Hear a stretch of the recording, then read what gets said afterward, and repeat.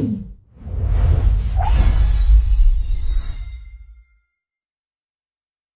Everyone, welcome to banking शिक्षा।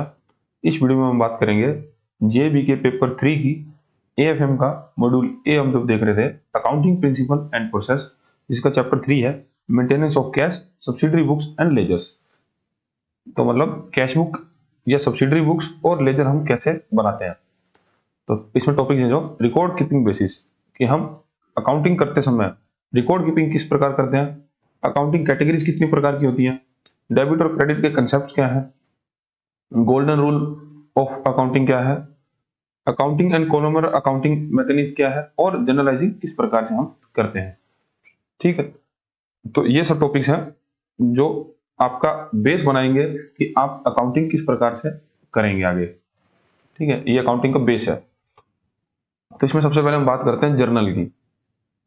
तो journal करना अकाउंटिंग का सबसे फर्स्ट स्टेप है। जर्नल के अंदर जो हम डे टू डे ट्रांजेक्शन्स करते हैं, बिजनेस के अंदर जो डे टू डे ट्रांजेक्शन्स हम करते हैं उनको नोट करते हैं हम, और नोट भी करते हैं तो उसको क्रोनोलॉजिकल ऑर्डर में नोट करा जाता है, मतलब डेट वाइज नोट किया जाता है। The primary book for recording transactions is a journal. तो जो प्राइमरी बुक है ट्रांजेक्शन रिकॉर्ड करने की, उसको जर्नल बोला जाता है। A journal is a chronological day to day record of all transactions showing which account is debited and which is credited. It is also contain a brief narrative description explain each transaction. और जब हम journal maintain करते हैं तब हम उस transaction के लिए एक ब्रीफ नैरेटिव भी देते हैं, मतलब उसका डिस्क्रिप्शन होता है ट्रांजेक्शन का। ठीक है, तो जर्नल बुक जो है, जर्नल बुक होती है जब हम बिजनेस कर रहे हैं, बिजनेस के अंदर डे टू डे जो ट्रांजेक्शन हो रही है उसको नोट करने की जो बुक है उसी को हम जर्नल बुक कहते हैं। अब जर्नल का एक फॉर्मेट है, वो फॉर्मेट ये है कि सबसे पहले इसमें जो कॉलम होगा डेट का होगा, फिर पर्टिकुलर उस ट्रांजेक्शन की डिटेल दी जाएगी, फिर होगा ledger folio, then debit and then credit. Ledger folio का मतलब है कि हम इस ट्रांजेक्शन का कितने नंबर पेज पर लेजर में एंट्री कर रहे हैं। ठीक है, तो उसको बोलते हैं लेजर फोलियो। अब जैसे ये एग्जांपल के लिए मैंने कुछ ट्रांजेक्शंस बताई हैं। अब डबल एंट्री सिस्टम की बात करें हम, sorry double entry book keeping करते हैं जो, तो ये डबल एंट्रीज हैं जिसमें हमने लास्ट चैप्टर में बात भी करी थी कि मतलब उसमें दो एक्सपेक्ट होंगे, एक डेबिट एक्सपेक्ट और एक क्रेडिट एक्सपेक्ट। ठीक है, अब अगर इस ट्रांजेक्शन की बात करें तो हमने अशोका से सामान खरीदा है। ठीक है, हमने सामान खरीदा अशोका से, तो हम उसकी एंट्रीज क्या कर रहे हैं, हम कर रहे हैं purchase account debit to Ashoka being purchase of goods on credit. ठीक है, तो हमने अशोका से सामान खरीदा, क्योंकि हमने सामान खरीदा है अशोका से, तो हम अशोका का अकाउंट हमारे बुक्स में क्या करेंगे, क्रेडिट। ठीक है, मतलब कि हम अगर उससे उधार सामान लेकर रहे हैं तो वो क्रेडिट, मतलब वो हमारा लेनदार है तो हमारे लिए क्रेडिटर हुआ ना, तो हम उसका अकाउंट क्रेडिट कर देंगे और परचेज अकाउंट को हम डेबिट कर देंगे। ठीक है, इसकी आगे हम चल के बात करेंगे जब हम जनरलाइजिंग सीखेंगे। ठीक है, तब हम आपको अच्छे से बताऊंगा। और जो गोल्डन रूल ऑफ अकाउंटिंग है वो इसी के बारे में बात करी गई है कि किसको डेबिट करना है, किसको क्रेडिट करना। अभी आप ये समझ लो कि जनरल एंट्रीज करते किस प्रकार से हैं, मतलब date, particular, ledger folio, debit और क्रेडिट, ये इनका फॉर्मेट है और इस प्रकार से हम डबल जनरल एंट्री लिखते हैं। ठीक है, purchase account debit to Ashoka account, मतलब डेबिट हमेशा ऊपर लिखेंगे और क्रेडिट हमेशा नीचे लिखेंगे। और उसके बाद यहाँ पर हम नैरेटिव या इसका डिस्क्रिप्शन भी दे देंगे। ठीक है, नरेशन लिख देंगे। तो और ये जो डेबिट और क्रेडिट है ये हमेशा सेम अमाउंट से ही होगा। ठीक है, जैसे हमने माधव को सेल करी है तो माधव अकाउंट डेबिट, क्योंकि माधव हमसे सामान लेके गया है, तो और सेल अकाउंट क्रेडिट। ठीक है, तो इसमें हम सेम अकाउंट से ट्रांजेक्शन्स कर देंगे। तो इस प्रकार से हम डेट वाइज, जैसे 1 जनवरी की बात है, 6 जनवरी की बात है, तो ऐसे डेट वाइज जो है हम ट्रांजेक्शन करते रहेंगे जनरल बुक्स के अंदर। ठीक है, तो ये तो हो गया हमारा जर्नल एंट्रीज। नेक्स्ट जो हमारा टॉपिक है वो है कैश बुक। कैश बुक क्या होता है, कैश रिलेटेड हम बिजनेस के अंदर जो भी लेन देन करते हैं उसको नोट करा जाता है कैश बुक के अंदर। मतलब जिस ट्रांजेक्शन के अंदर कैश बिजनेस में आ रही है या कैश बिजनेस से जा रही है, इस प्रकार की सभी ट्रांजेक्शन को हम कैश बुक में नोट करते हैं। The cash book is a book that keeps A record of all cash transaction, each receipt and each cash payments. It's format is like a ledger account with the debit side of all receipts and credit side of all payment. और जो इसका format है उसमें debit side सारी receipts लिखी जाती है और क्रेडिट साइड सारी पेमेंट्स लिखी जाती है। अभी आपको नहीं समझ आ रहा, कोई चक्कर नहीं है, क्योंकि आगे चल के हम पूरा इसका टॉपिक देखेंगे इसी चैप्टर के अंदर, तो आपको एकदम क्लियर हो जाएगा। The cash book is a unique because it serve a dual purpose, क्योंकि ये यूनिक है क्योंकि ये ड्यूल पर्पस सोल्व करती है। It is a book of original entries like a journal because old cash transaction are first recorded with, ठीक है। तो एक तो ये ड्यूल पर्पस हमारे सोल्व करती है, एक तो ये लेजर भी है, उसके साथ साथ ये हमारी कैश की ओल्ड ट्रांजेक्शन रिकॉर्ड करती है, तो एक तरह से हमारी जर्नल का काम भी करती है। It is also a ledger account because it serves as the cash account itself. This means the separate cash account is not needed to ledger. तो अगर ये कैश बुक मेंटेन कर रहे हैं तो हमको कैश लेजर अलग से मेंटेन करने की जरूरत नहीं है। तो एक तरह से ये जर्नल और लेजर दोनों का काम कर देती है, ठीक है। तो इसको बोला जाता है कैश बुक। अब हमने ये समझ लिया जर्नल क्या होता है और कैश बुक क्या होता है, ठीक है। अब हम देखेंगे जो हमारा फर्स्ट टॉपिक है रिकॉर्ड कीपिंग बेसिस, कि हम अकाउंटिंग करते समय रिकॉर्ड कीपिंग कैसे करते हैं। रिकॉर्ड कीपिंग मतलब जो डे टू डे ट्रांजेक्शन हो रही हैं, उन ट्रांजेक्शन्स को सबसे पहले तो जर्नल पे लिखना, जो हमारा फर्स्ट स्टेप है। देन जो स्टेप होता है कि हम उस ट्रांजेक्शन्स की पोस्टिंग करेंगे, कहां पर, लेजर के अंदर, ठीक है। लेजर पे पोस्टिंग करने के बाद हम उस लेजर से हम बनाएंगे हमारे फाइनल अकाउंट्स, जिसको हम बोलते हैं प्रॉफिट एंड लॉस अकाउंट और बैलेंस शीट, ठीक है। तो the accounting cycle include the following 3 step. तो अकाउंटिंग जो है वो इन 3 स्टेप्स के अंदर करी जाती है। पहला स्टेप जो है, first all transactions are recorded in the journal और other subsidiary books as they happen. तो सबसे पहले जो काम किया जाता है कि सभी ट्रांजैक्शन को रिकॉर्ड किया जाता है जर्नल के अंदर या अदर कोई सब्सिडरी बुक हमने लगा रखी है उसके अंदर, ठीक है। तो फर्स्ट स्टेप हमारा होगा जर्नल करने का। देन है classifying, all entries from a journal are then posted to the appropriate ledger accounts to find out the total effect of all transaction on a particular account. तो उसके बाद किया जाता है क्लासिफाइंग। क्लासिफाइंग का मतलब ये है, जब से ऊपर हमने बात करी कि हमने अशोका को सामान बेचा, तो हमको इस ट्रांजैक्शन की पोस्टिंग करनी है उनके कंसर्न लेजर में। जैसे हम अशोका का अकाउंट के अंदर ट्रांजैक्शन एंट्री करेंगे और उसी के साथ परचेज अकाउंट में भी एंट्री करेंगे, ठीक है। तो ये जब होगा इसको बोला जाता है क्लासिफाइंग, मतलब पोस्टिंग करना उनके रिस्पेक्टिव अकाउंट्स के अंदर, ठीक है। जैसे यहाँ पर सेल अकाउंट और माधव अकाउंट है, तो सेल अकाउंट के अंदर ट्रांजैक्शन और माधव अकाउंट के अंदर ट्रांजैक्शन, ठीक है। तो ये जो प्रोसेस है हमारी क्लासिफाइंग कहलाती है। देन है summarising, the last stage to prepare the trial balance and final accounts like profit and loss and balance sheet to determine the profit and loss and final financial position of the business on a particular date, ठीक है। तो जब हम recording कर लेंगे और classifying कर लेते हैं, मतलब जनरल एंट्रीज बना लेते हैं और उसको उनकी पोस्टिंग कर लेते हैं रिस्पेक्टिव अकाउंट में, देन हम करते हैं समराइजिंग, जो कि लास्ट स्टेप है, ठीक है। इसके अंदर हम फाइनल अकाउंट्स बनाते हैं। फाइनल अकाउंट्स बनाने के लिए हमको सबसे पहले ट्रायल बैलेंस चाहिए था। ट्रायल बैलेंस का मतलब ये होता है कि सभी अकाउंट्स का, सभी डेबिट अकाउंट्स और सभी क्रेडिट अकाउंट्स, इनका बैलेंस एक जगह पर हम एक फॉर्मेट में लिख लेते हैं, वो ट्रायल बैलेंस कहलाता है। ट्रायल बैलेंस बनाते हैं, फाइनल अकाउंट्स बनाते हैं, बैलेंस शीट बनाते हैं, मतलब प्रॉफिट एंड लॉस और बैलेंस शीट बनाते हैं। और इसके आधार पर हम ये जानने की कोशिश करते हैं कि हमारे बिजनेस का प्रॉफिट कितना है या लॉस कितना है, तो या फिर हमारी फाइनेंशियल पोजीशन हमारे बिजनेस की क्या है, ठीक है। तो ये है समराइजिंग। अब रिकॉर्ड कीपिंग के 3 स्टेप है, मतलब अकाउंटिंग करने के 3 स्टेप है। सबसे पहले रिकॉर्डिंग, देन क्लासिफाइंग और देन समराइजिंग। बहुत बार आपसे जेईई के एग्जाम में यही पूछ लेता है कि अकाउंटेंसी के स्टेप बताओ क्रोनोलॉजिकल ऑर्डर में, तो आपको बताना रिकॉर्डिंग, क्लासिफाइंग एंड समराइजिंग, ठीक है। फर्स्ट स्टेप आपका रिकॉर्डिंग, सेकंड क्लासिफाइंग और देन समराइजिंग। फर्स्ट स्टेप के अंदर हम करेंगे जनरल एंट्री, देन करेंगे अकाउंट में पोस्टिंग और देन बनाएंगे फाइनल अकाउंट, ठीक है। तो ये ही आपका पूरा अकाउंटिंग है, इसी के बेस पे पूरी अकाउंटिंग होती है और यही हम आगे चल के पूरा बुक के अंदर कवर करेंगे, ठीक है। नेक्स्ट टॉपिक हमारा लेजर, मतलब खाता। हम किसी का लेजर या खाता क्या होता है। The ledger is the principal book of accounts where all similar transactions relating to the particular person, assets or item of income and expenses are recorded. In other words, it is the collection of all accounts of the business.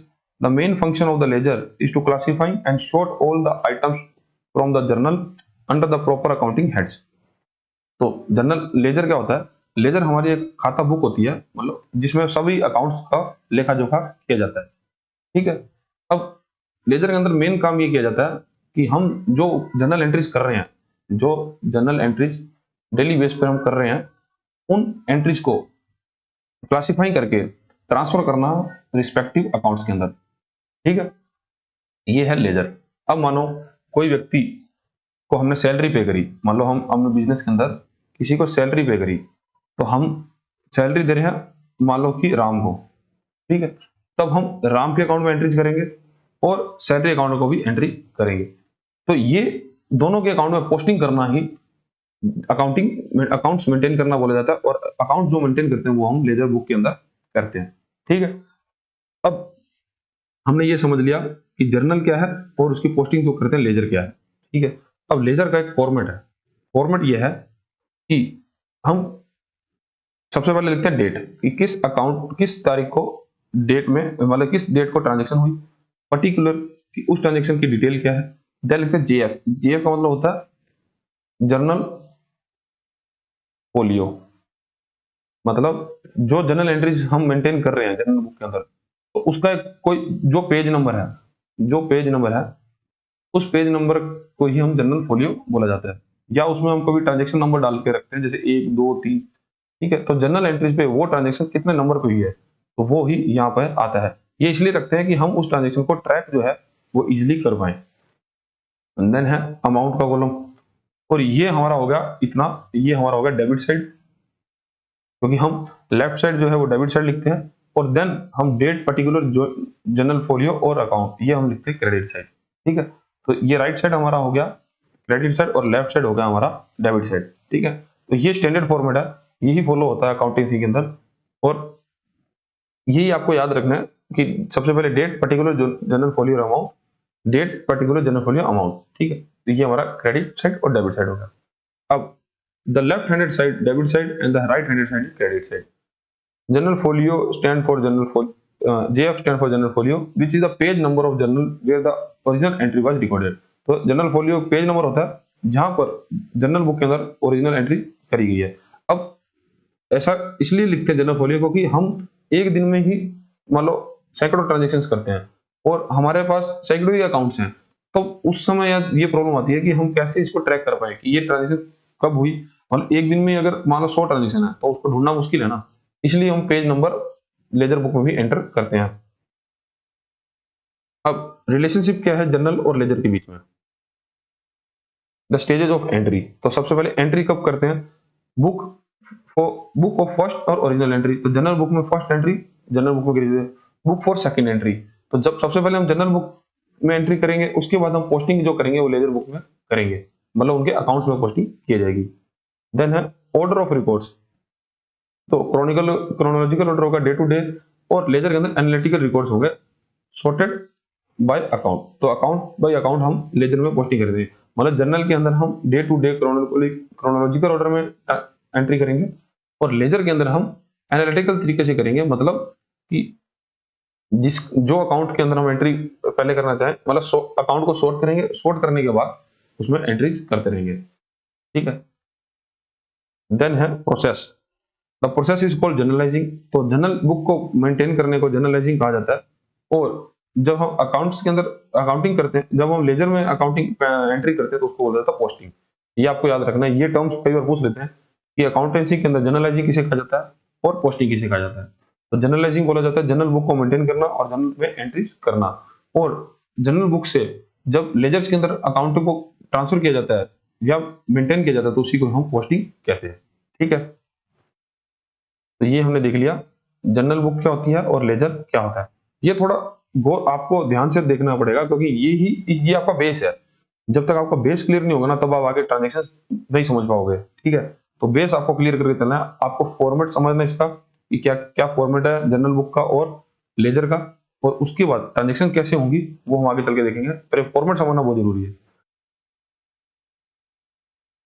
Posting and balancing in laser account. अब posting किस प्रकार से होती है और हम balancing कैसे करते हैं। बैलेंसिंग मतलब कि ओपनिंग बैलेंस और क्लोजिंग बैलेंस किस प्रकार से हम किसी अकाउंट का निकालते हैं। Posting is the process of transferring the debit and credit items from the journal to their respective accounts in the ledger। तो पोस्टिंग वही प्रोसेस है जिसमें हम जनरल बुक से ट्रांजेक्शंस को पोस्टिंग करते हैं वेरियस लेजर अकाउंट्स के अंदर। The following rules should be observe, और इसके अंदर हमको कुछ रूल्स जो हैं वो फॉलो करने हैं। An account that was debited in the journal should be debited in the ledger, तो वह अकाउंट जो डेबिट हो रहा है जर्नल बुक के अंदर, वो अकाउंट ही डेबिट होना चाहिए उसके लेजर के अंदर। ठीक है, तो ये पहला रूल अपना। देन है an account that was credited in the journal should be credited in the ledger, तो वह अकाउंट जो जर्नल के अंदर हम क्रेडिट कर रहे हैं वही अकाउंट हमारे लेजर के अंदर भी क्रेडिट होना चाहिए। It is customary to use the word to the debit side and the by to the credit side in the ledger account. अब जब आप लेजर में पोस्टिंग कर रहे होगे, जब आप लेजर में पोस्टिंग कर रहे होगे, तब जहां पर आप डेबिट साइड में आप एंट्री करोगे, मतलब ये डेबिट साइड हमारा, तो यहाँ पर जैसे मान लो 1 जनवरी को कोई ट्रांजेक्शन हुई है तो डेट में 1 जनवरी आ जाएगा, और पर्टिकुलर में आपको टू लिखना जरूरी है। मान लो अशोका को सामान बेचा है तो टू अशोका हमको लिखना, अशोका से पहले टू लिखना जरूरी है। और यही अगर हम क्रेडिट साइड की बात करें तो यहाँ पर हमको बाई लिखना जो पड़ेगा। ठीक है, तो डेबिट साइड में टू और क्रेडिट साइड में बाई, ये फिक्स है, ये आपको हर लेजर के एंट्री करते समय ट्रांजेक्शन से पहले लिखना अनिवार्य है कि डेबिट साइड में टू लिखना और क्रेडिट साइड में बाई लिखना है। ठीक है, तो ये भी एक अकाउंटेंसी का रूल है जो आपको मान के चलना है। देन पोस्टिंग के लिए हमको जो बातें ध्यान रखनी है, जो जनरल में जो डेबिट है उसको डेबिट करना है, जो क्रेडिट है उसको क्रेडिट करना है, और डेबिट साइड में टू लिखना और क्रेडिट साइड में बाय लिख के चलना है। ठीक है, ये हो गया हमारा जनरल के अंदर पोस्टिंग करने के रूल।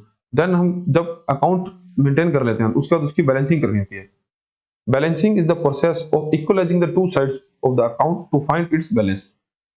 तो बैलेंसिंग एक जो प्रोसेस है ना, वो है कि दोनों साइड, मतलब डेबिट साइड और क्रेडिट साइड, इन दोनों को इक्वलाइज करना। मतलब इसका मान लो प्रॉफिट 1000 है, तो हम इसका इसका मान लो 850 है। ठीक है, अब हमको जब डेबिट क्रेडिट बराबर करके चलना है तो यहाँ पे हमको 1000 चाहिए, तो हमको जो 150 का डिफरेंस है तो वो हमारा हो जाएगा क्लोजिंग बैलेंस। ठीक है, तो वो हमारा हो जाएगा क्लोजिंग बैलेंस। ठीक है, तो इस प्रकार से हम क्रेडिट और डेबिट जो हमेशा बराबर करके चलेंगे, तो यही प्रोसेस को हम बोलते हैं बैलेंसिंग करना। If the total of debit side is more than the credit side the account is the debit balance. ठीक है, अगर कहने का मतलब है कि अगर डेबिट साइड का टोटल क्रेडिट साइड के टोटल से ज्यादा है तो ये जो अकाउंट है, क्योंकि हम इसका डिफरेंस यहां पर लिखेंगे। ठीक है, तो ये जो डिफरेंस हम लिख रहे हैं ना, तो इस बैलेंस को बोलेंगे डेबिट बैलेंस। अभी अभी अगर आपको नहीं समझ आ रहा कोई चक्कर नहीं है, मैं आपको अकाउंट जब मेंटेन करें तब बता दूंगा, लेकिन आपको समझना ये है कि जब डेबिट बैलेंस ज्यादा हो तब हम इसको क्रेडिट साइड में लिखेंगे और उसको उस बैलेंस को बोला जाएगा डेबिट बैलेंस।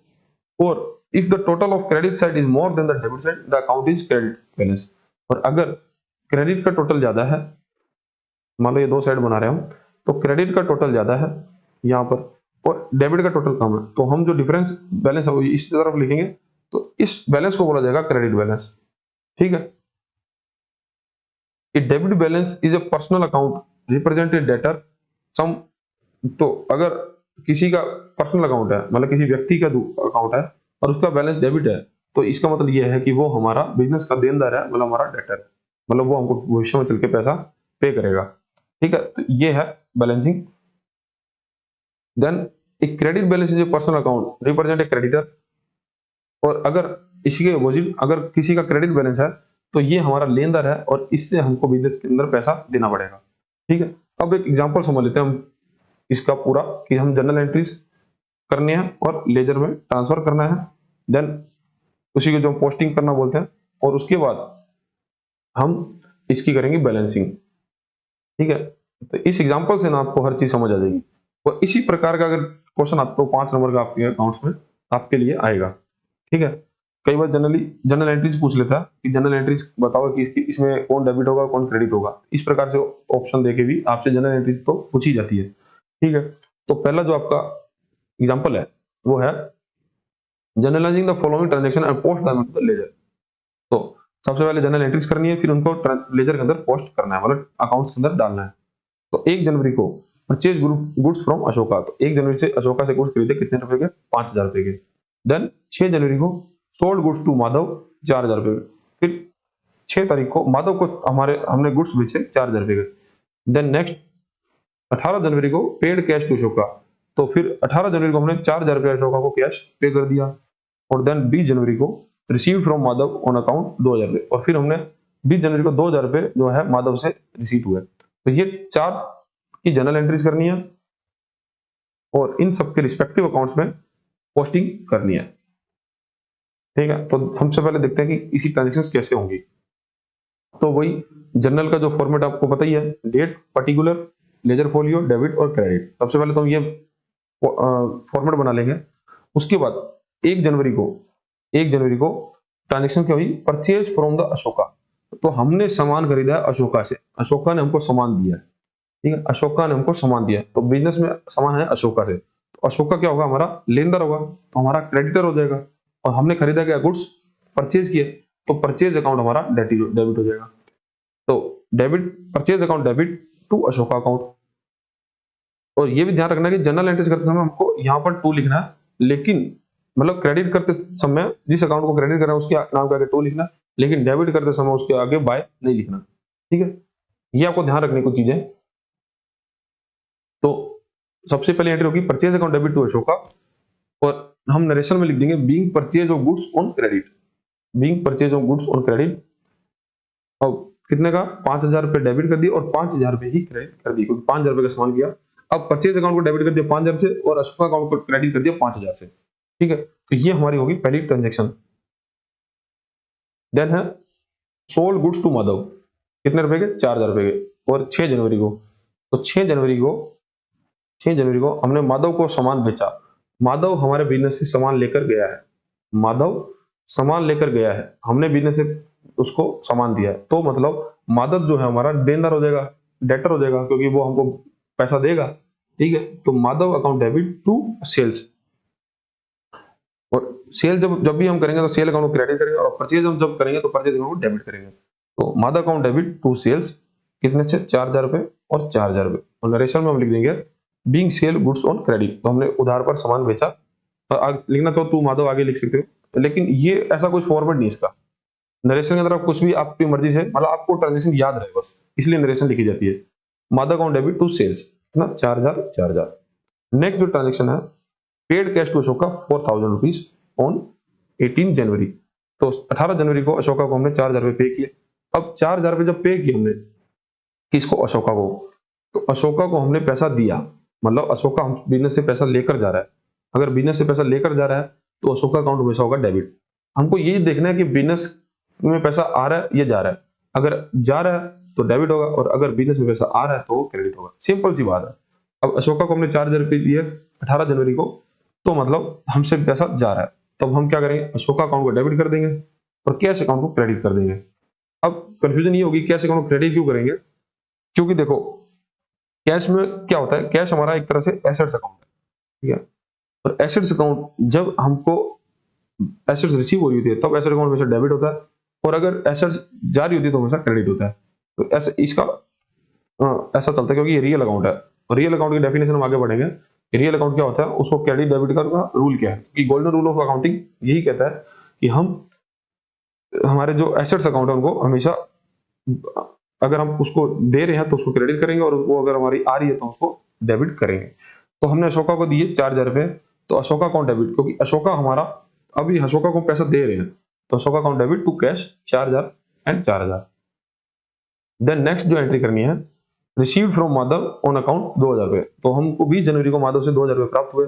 अब कैश हमको मिला, कैश मिला किससे, माधव से, तो माधव हमको पैसा देने वाला व्यक्ति हुआ, तो माधव का अकाउंट हम कर देंगे क्रेडिट, और कैश हमको रिसीव हो रही है कि क्योंकि एसेट्स अकाउंट हमारे को मिलने से हम उनको डेबिट करते हैं, तो यहाँ पर cash account debit to Madhav being cash received on account 2,000। ठीक है, तो ये हमारी हो जाएगी जनरल एंट्रीज। ये 4 जनरल एंट्रीज हमने करनी है। अब हमको जो करना है, हमको करना है इन जनरल एंट्री के रिस्पेक्टिव अकाउंट में लेजर के अंदर ट्रांजेक्शन को पोस्टिंग करनी है। ठीक है, अब वो देखो कैसे करेंगे हम। एंट्रीज हमारी होगी, अब हम बनाएंगे लेजर्स। लेजर्स के अंदर हम सबसे पहला लेजर जो है, हमारी पहली एंट्री है purchase account debit to Ashoka. अब हमारे को अशोका के अकाउंट में भी एंट्री करनी है और परचेज अकाउंट में भी एंट्री करनी है। अब वो कैसे करेंगे, अब ये परचेज अकाउंट हमारा, अब इसमें हमने एंट्रीज क्या करी थी, purchase account debit to Ashoka account. Ashoka account कितने रुपए से? 5,000 रुपए से। ये हमारी फर्स्ट एंट्री थी। अब अगर हम परचेज अकाउंट में एंट्री कर रहे हैं, अगर हम परचेज अकाउंट में एंट्री कर रहे हैं तो हमको डेबिट साइड में लिखना होगा टू अशोका, क्योंकि परचेज अकाउंट जो डेबिट हुआ है, ठीक है। तो परचेज अकाउंट के डेबिट के अंदर आ गया टू अशोका, कितना? 5,000। ये हमने एक परचेज के अंदर एंट्री कर दी। अब दूसरा है अशोका अकाउंट में एंट्री करनी है। मतलब एक डबल एंट्री सिस्टम ये बोलता है कि हमको डबल एंट्री के अंदर दोनों अकाउंट में पोस्टिंग करनी है।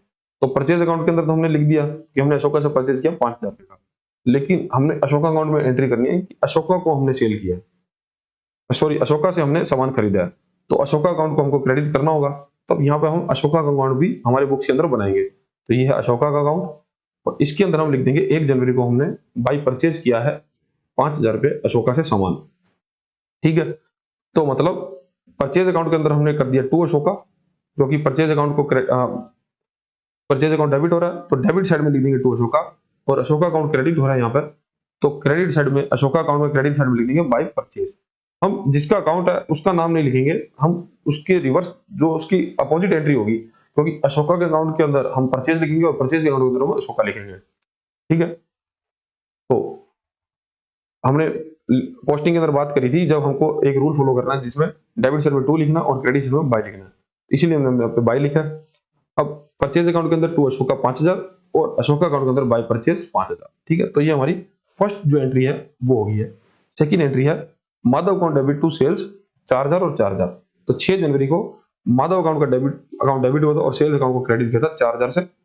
अब हमको माधव के अकाउंट में भी एंट्री करनी है और सेल अकाउंट में भी एंट्री करनी है। तो नेक्स्ट हमारा माधव अकाउंट, तो माधव अकाउंट के अंदर हम करेंगे टू सेल्स, क्योंकि माधव को हमने सेल करी कितने की? 4,000 रुपए की। तो माधव अकाउंट डेबिट हुआ 4,000 रुपए से, और सेल्स अकाउंट जो हमारा क्रेडिट हो जाएगा 4,000 रुपए से।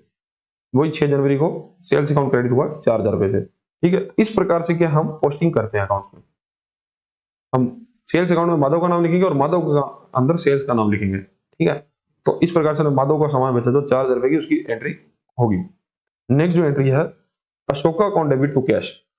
तो अशोका से हमको अशोका को हमने कैश पे किया है 4,000 रुपए का, ठीक है। Ashoka account debit to cash 4,000। अब हमको पता है कि अशोका अकाउंट में एंट्री होगी और कैश अकाउंट में भी एंट्री होगी। तो अशोका अकाउंट तो हमने यहाँ पे मेंटेन किया है। अब एंट्री क्या थी? Ashoka account debit to cash. तो अशोका अकाउंट डेबिट करना है 18 जनवरी को। तो 18 जनवरी को Ashoka account debit to cash कितना? 4,000। तो और 18 जनवरी के दिन ये ट्रांजेक्शन हुई है। तो 18 जनवरी को हम करेंगे अशोका अकाउंट के अंदर टू कैश, क्योंकि अशोका अकाउंट डेबिट करना है तो डेबिट साइड के अंदर लिख देंगे टू कैश 4,000 रुपए, ठीक है। और हमको अब कैश अकाउंट के अंदर भी लिखना है बाय अशोका कितना? 4,000। तो कैश अकाउंट को हमको क्रेडिट करना है तो उसको लिखना है 4,000 रुपए। तो अब कैश अकाउंट हम बनाएंगे, तो ये हमारा कैश अकाउंट है। कैश अकाउंट के अंदर लिख देंगे हम बाय अशोका 4,000 रुपए, ठीक है, 18 जनवरी को। तो ये होगी हमारी पोस्टिंग थर्ड एंट्री की भी। नेक्स्ट जो हमारी फोर्थ एंट्री है वो है cash account debit to Madhav, कि 2,000 रुपए हमको माधव से रिसीव हुए, तो cash account debit to Madhav 20 जनवरी को। कैश हमको रिसीव होगी तो मेरे से डेबिट होगी, अगर कैश जाएगी तो मेरे साथ क्रेडिट होगी, ठीक है। ये आपको याद रखना है, क्योंकि कैश जो है हमारा एसेट्स अकाउंट है और इसका जो रूल है वो आगे अभी टॉपिक जो हमारा उसमें कवर करेंगे टाइप्स ऑफ अकाउंट के अंदर। तो कैश हमको मिली 2,000 माधव से 20 जनवरी को। तो अब हमको कैश अकाउंट में एंट्री करनी है और माधव अकाउंट में एंट्री करनी है। तो सबसे पहले तो ये माधव अकाउंट आ गया। माधव अकाउंट के अंदर हम लिख देंगे 20 जनवरी को बाय कैश 2,000 रुपए। और अब कैश अकाउंट के अंदर हम एंट्री करेंगे टू माधव 20 जनवरी को 2,000 रुपए, क्योंकि कैश अकाउंट को हमें से डेबिट करना है, ठीक है, क्योंकि कैश हमको रिसीव हुए तो उसको डेबिट करना है। अब एंट्रीज हमने सभी की कर दी। अब हमको क्या प्रोसेस करना था? बैलेंसिंग करनी थी। बैलेंसिंग का ये मतलब है कि जब हमारे पास मंथ एंड होगा या फाइनेंशियल ईयर एंड होगा, वो डिपेंड करता है कि आप अकाउंट्स कब क्लोज कर रहे हो, ठीक है, तब हम बैलेंसिंग करते हैं। जैसे 1 जनवरी को हमने परचेज अकाउंट में एंट्री कर दी टू परचेज, क्योंकि हमने अशोका से परचेज किया था माल 5,000 रुपए का। अब 31 जनवरी को जब हम इसका बैलेंस जो है कैरी फॉरवर्ड करेंगे, मतलब इस अकाउंट को अब क्लोजिंग बैलेंस निकालेंगे, बैलेंसिंग का ये मतलब है कि हम दोनों साइड को टोटल के अंदर इक्वल अमाउंट रखना हमको, ठीक है। अब इक्वल अमाउंट तो रखना है, लेकिन अब इक्वल अमाउंट रखने के लिए हमको क्या करना होगा कि हमको दूसरी तरफ भी उतना ही अमाउंट लिखना होगा, क्योंकि हमारे परचेज अकाउंट में सिर्फ डेबिट अमाउंट ही है 5000, तो हमको लिखना होगा बाई बैलेंस CD, मतलब द बैलेंस जो है वो कैरी डाउन किया जाता है आगे, ठीक है। तो जब यहाँ पे हम बैलेंस कैरी डाउन कर देंगे, मतलब बैलेंस को इक्वल कर देंगे, इसको इक्वल करने के लिए यहाँ पे बैलेंस BCD लिख देंगे, और बैलेंस CD ये जो हमारा आएगा इसी को हम क्लोजिंग बैलेंस बोलेंगे, क्लोजिंग बैलेंस, ठीक है। तो ये इस प्रकार से हम बैलेंसिंग करते हैं। अब जो ये बैलेंस आया 31 जनवरी को, जो ये बैलेंस आया, इसको हम नेक्स्ट मंथ की ओपनिंग बैलेंस बनाएंगे। तो ये हमारा 1 फरवरी को ये बैलेंस इधर आ जाएगा, और इसको बोलेंगे टू बैलेंस BD, मतलब BD का मतलब ये है ब्रॉट डाउन, ठीक है, ब्रॉट डाउन, ठीक है। तो ये हमारा टू बैलेंस BD हो जाएगा 5000 रुपए इसका परचेज अकाउंट का, और ये हमारा हो जाएगा ओपनिंग बैलेंस ऑफ फरवरी, ठीक है। तो इस प्रकार से जो है हम अकाउंटिंग के अंदर बैलेंसिंग करते हैं। अब अशोका के अकाउंट में देख लेते हैं। अशोका अकाउंट में क्या किया था, उन्होंने 2 एंट्रीज करी थी। 1 जनवरी को की थी 5000 रुपए की, क्योंकि अशोका से उन्होंने माल खरीदा था, और 18 जनवरी को हमने उसको 4000 रुपए पे कर दिए।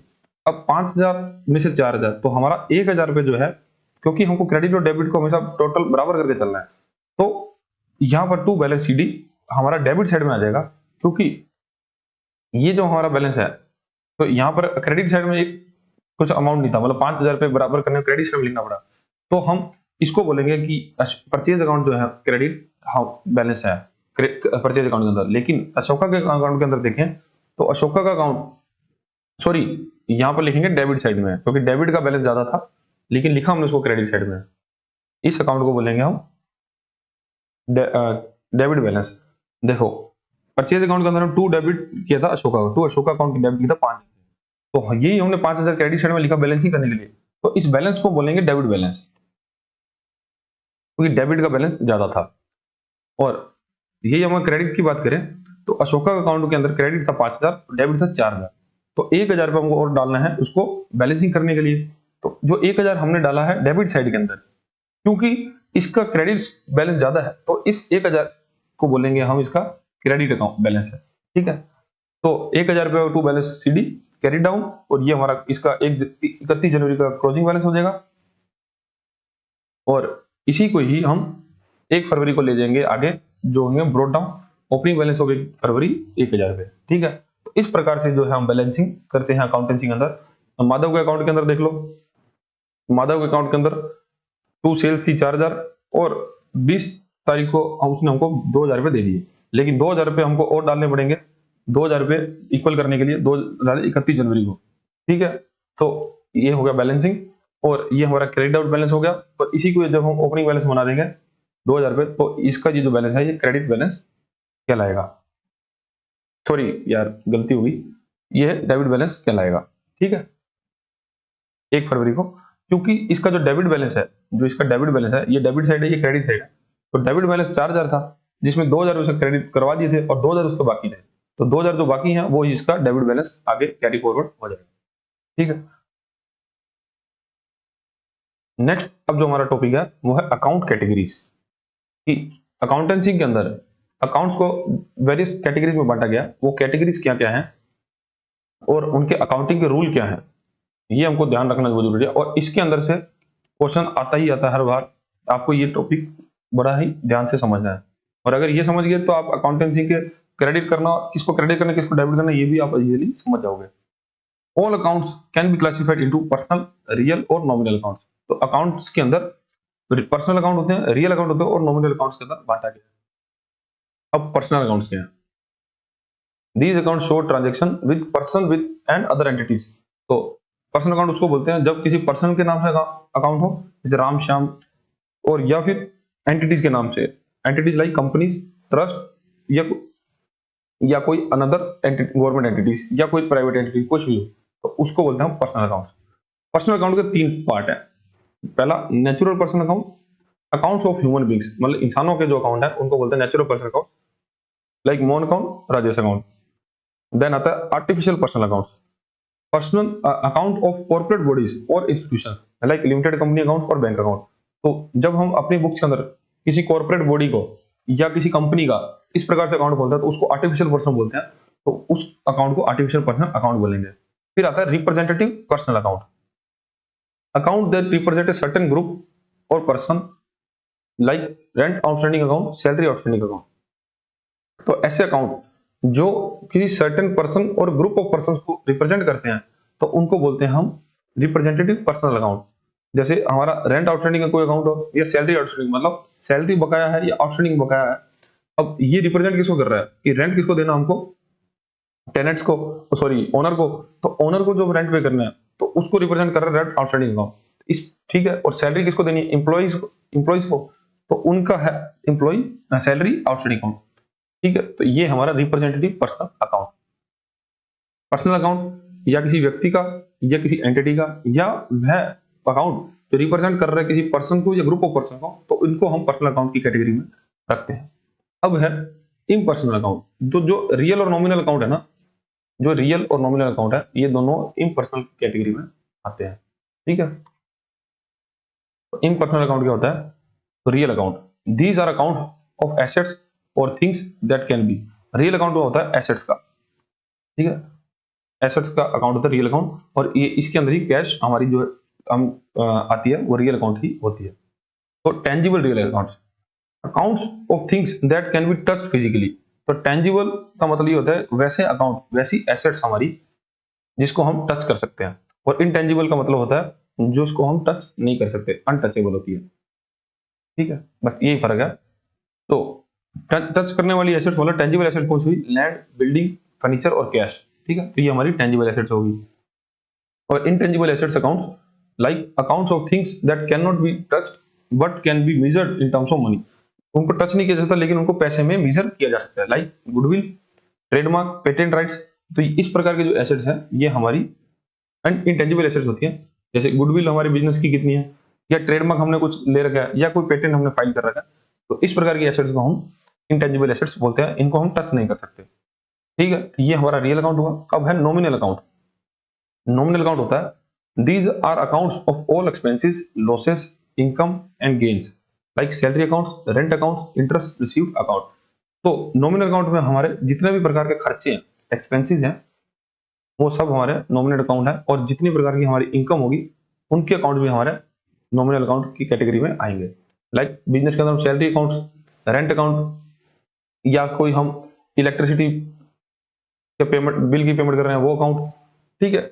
और बिजनेस के जो खर्चे हैं, वेरियस खर्चे, ठीक है, वो सब हमारे नॉमिनल अकाउंट के अंदर आएंगे। मतलब प्रॉफिट एंड लॉस अकाउंट जो जिसमें हमारा इनकम और एक्सपेंसेस आएंगे, मतलब जो खर्चे आएंगे, सॉरी प्रॉफिट एंड लॉस नहीं आएगा, जो एक्सपेंसिव और इनकम, और अगर हम इंटरेस्ट पे कर रहे हैं, इंटरेस्ट रिसीव कर रहे हैं, तो इस प्रकार के जो अकाउंट है वो सब नॉमिनल अकाउंट की कैटेगरी में आते हैं। तो अकाउंट्स कितनी तरह के होते हैं, पर्सनल, रियल और नॉमिनल, ठीक है। पर्सनल के अंदर तीन कैटेगरी है, नेचुरल, आर्टिफिशियल और रिप्रेजेंटेटिव पर्सनल, ठीक है। नेचुरल के अंदर ह्यूमन बींग्स जैसे लोग हैं, ठीक है, जैसे राम, श्याम, गीता, सीता, ये सब नेचुरल पर्सन हो गए। आर्टिफिशियल पर्सन मतलब companies, limited companies, bank account, तो ये सब आर्टिफिशियल पर्सन हो गए। और रिप्रेजेंटेटिव पर्सन मतलब वह अकाउंट जो किसी सर्टेन ग्रुप या पर्सन को रिप्रेजेंट करता है, like outstanding rent, outstanding account, salary account. अब एग्जाम के अंदर कई बार ये पूछ सकते हैं कि आपको एग्जाम अकाउंट का टाइप दे दिया और वो अकाउंट किस प्रकार का है, जैसे आपको बोल दिया रेंट अकाउंट, तो रेंट अकाउंट कौन से कैटेगरी का अकाउंट है, तब आपका आंसर होगा नॉमिनल अकाउंट है, ठीक है, नॉमिनल अकाउंट। क्योंकि नॉमिनल अकाउंट हमारे सभी इनकम और एक्सपेंसेस को अकाउंट होता है, मतलब उस सारे इनकम और एक्सपेंसेस का अकाउंट को नॉमिनल अकाउंट बोलते हैं। और रेंट, ये आपको रेंट आउटस्टैंडिंग अकाउंट पूछ ले, रेंट आउटस्टैंडिंग अकाउंट, क्योंकि रेंट आउटस्टैंडिंग अकाउंट जो है वो रिप्रेजेंट कर रहा है ओनर के अकाउंट को, ठीक है। तो इस प्रकार से फिर ये हो जाएगा हमारा रिप्रेजेंटेटिव पर्सनल अकाउंट। ये बहुत बड़ा डिफरेंस है इसमें। Then real account, real account के एसेट्स अकाउंट को बोला जाता है tangible and intangible. Tangible assets मतलब जिसको हम टच कर सकते हैं, इंटेंजिबल जिसको हम टच नहीं कर सकते। टेंजिबल के अंदर लैंड, बिल्डिंग, फर्नीचर, कैश, और इनटेंजिबल के अंदर गुडविल, पेटेंट, ट्रेडमार्क। देन है हमारा नॉमिनल अकाउंट, तो every all expenses and losses, income and gains, इस तरह के जो अकाउंट्स हैं वो नॉमिनल अकाउंट की कैटेगरी में रखते हैं। नेक्स्ट हमारा जो टॉपिक है डेबिट एंड क्रेडिट कंसेप्ट। अब डेबिट और क्रेडिट कंसेप्ट क्या है कि हमको कब कब अकाउंट को डेबिट करना है और कब कब अकाउंट को क्रेडिट करना है, तो ये हमको बताएंगे डेबिट एंड क्रेडिट कंसेप्ट, और ये है हमारा गोल्डन रूल ऑफ अकाउंट्स। ठीक है, the double entry system means recording both aspects of each transactions, the two aspects are distinguished in terms of debit और क्रेडिट। तो डबल एंट्री सिस्टम जो हम करते आ रहे हैं उसके अंदर हम एक ट्रांजैक्शन को डेबिट करते हैं और ट्रांजैक्शन के अंदर एक पार्टी को डेबिट करते हैं, एक पार्टी को क्रेडिट करते हैं और सेम अमाउंट से। ठीक है, the left side of the account is called debit side, the right side of account is called credit side. ठीक है, तो ये भी हमने लेजर के अंदर पढ़ लिया कि लेफ्ट साइड अगर है तो वो डेबिट साइड बोली जाएगी और राइट साइड जो अगर है तो उसको क्रेडिट साइड बोलेंगे। अब आता है गोल्डन रूल ऑफ अकाउंटिंग। तो ये गोल्डन रूल जो है इसी के अंदर से आपको हर बार क्वेश्चन फिक्स है, इसके अंदर आप इंपॉर्टेंट मार्क कर लो इसको, इसकी स्क्रीनशॉट भी आप ले लो, इसके अंदर से क्वेश्चन आपका फिक्स है कि आना ही आना है। तो गोल्डन रूल ऑफ अकाउंटिंग क्या है, the record transactions correctly, to record transaction correctly the following rules of debit credit must be used. तो ट्रांजेक्शंस करने के लिए अगर रिकॉर्ड सही ट्रांजेक्शन हम करना चाहते हैं तो हमको ये रूल को फॉलो करना होगा अकाउंटेंसी के अंदर। तो इसमें पहला रूल क्या है, पर्सनल अकाउंट्स के लिए, पर्सनल अकाउंट जैसे कि ह्यूमन बींग्स का अकाउंट मतलब इंसानों का अकाउंट, आर्टिफिशियल अकाउंट या रिप्रेजेंटेटिव पर्सनल अकाउंट। ठीक है, तो उनके लिए क्या रूल है, डेबिट किसको करेंगे और क्रेडिट किसको करेंगे। तो डेबिट करेंगे हमेशा रिसीवर को, जो रिसीव कर रहा है पैसा उसको करेंगे डेबिट, और जो दे रहा है गिव कर रहा है उसको करेंगे क्रेडिट। जैसे हमने ऊपर एंट्री देखी थी कि हमने अशोका से सामान खरीदा था तो परचेज अकाउंट हमको डेबिट किया था और क्रेडिट किया था अशोका को, क्योंकि अशोका वहां पे क्या था, गिवर था, अशोका ने सामान दिया था और परचेज किसने किया था, हमने किया था। तो हमने अपना परचेज अकाउंट को डेबिट किया था जो रिसीवर था, और क्रेडिट किसको किया था, गिवर को, अशोका को। तो पर्सनल अकाउंट के केस में हमेशा रिसीवर को डेबिट करना है और गिवर को क्रेडिट करना है। देन बात करते हैं रियल अकाउंट। रियल अकाउंट मतलब जो हमारे एसेट्स अकाउंट है, टेंजिबल और इंटेंजिबल अकाउंट, इसके रियल अकाउंट को हमेशा डेबिट किसको करना है, व्हाट कम्स इन।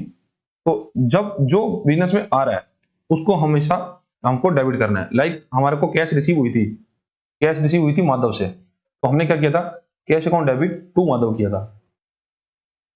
ठीक है, तो ये क्या किया था हमने, क्योंकि कैश कैश क्या हमारी रियल अकाउंट है, तो रियल अकाउंट को हमेशा डेबिट करेंगे तब जब वो व्हाट्स कम्स इन मतलब जब वो आएगा हमारे पास, और व्हाट गोज आउट और जब वो जाएगा मतलब एसेट अकाउंट से हमारा कुछ कम हो रहा है तो उसको हमेशा क्रेडिट करना है।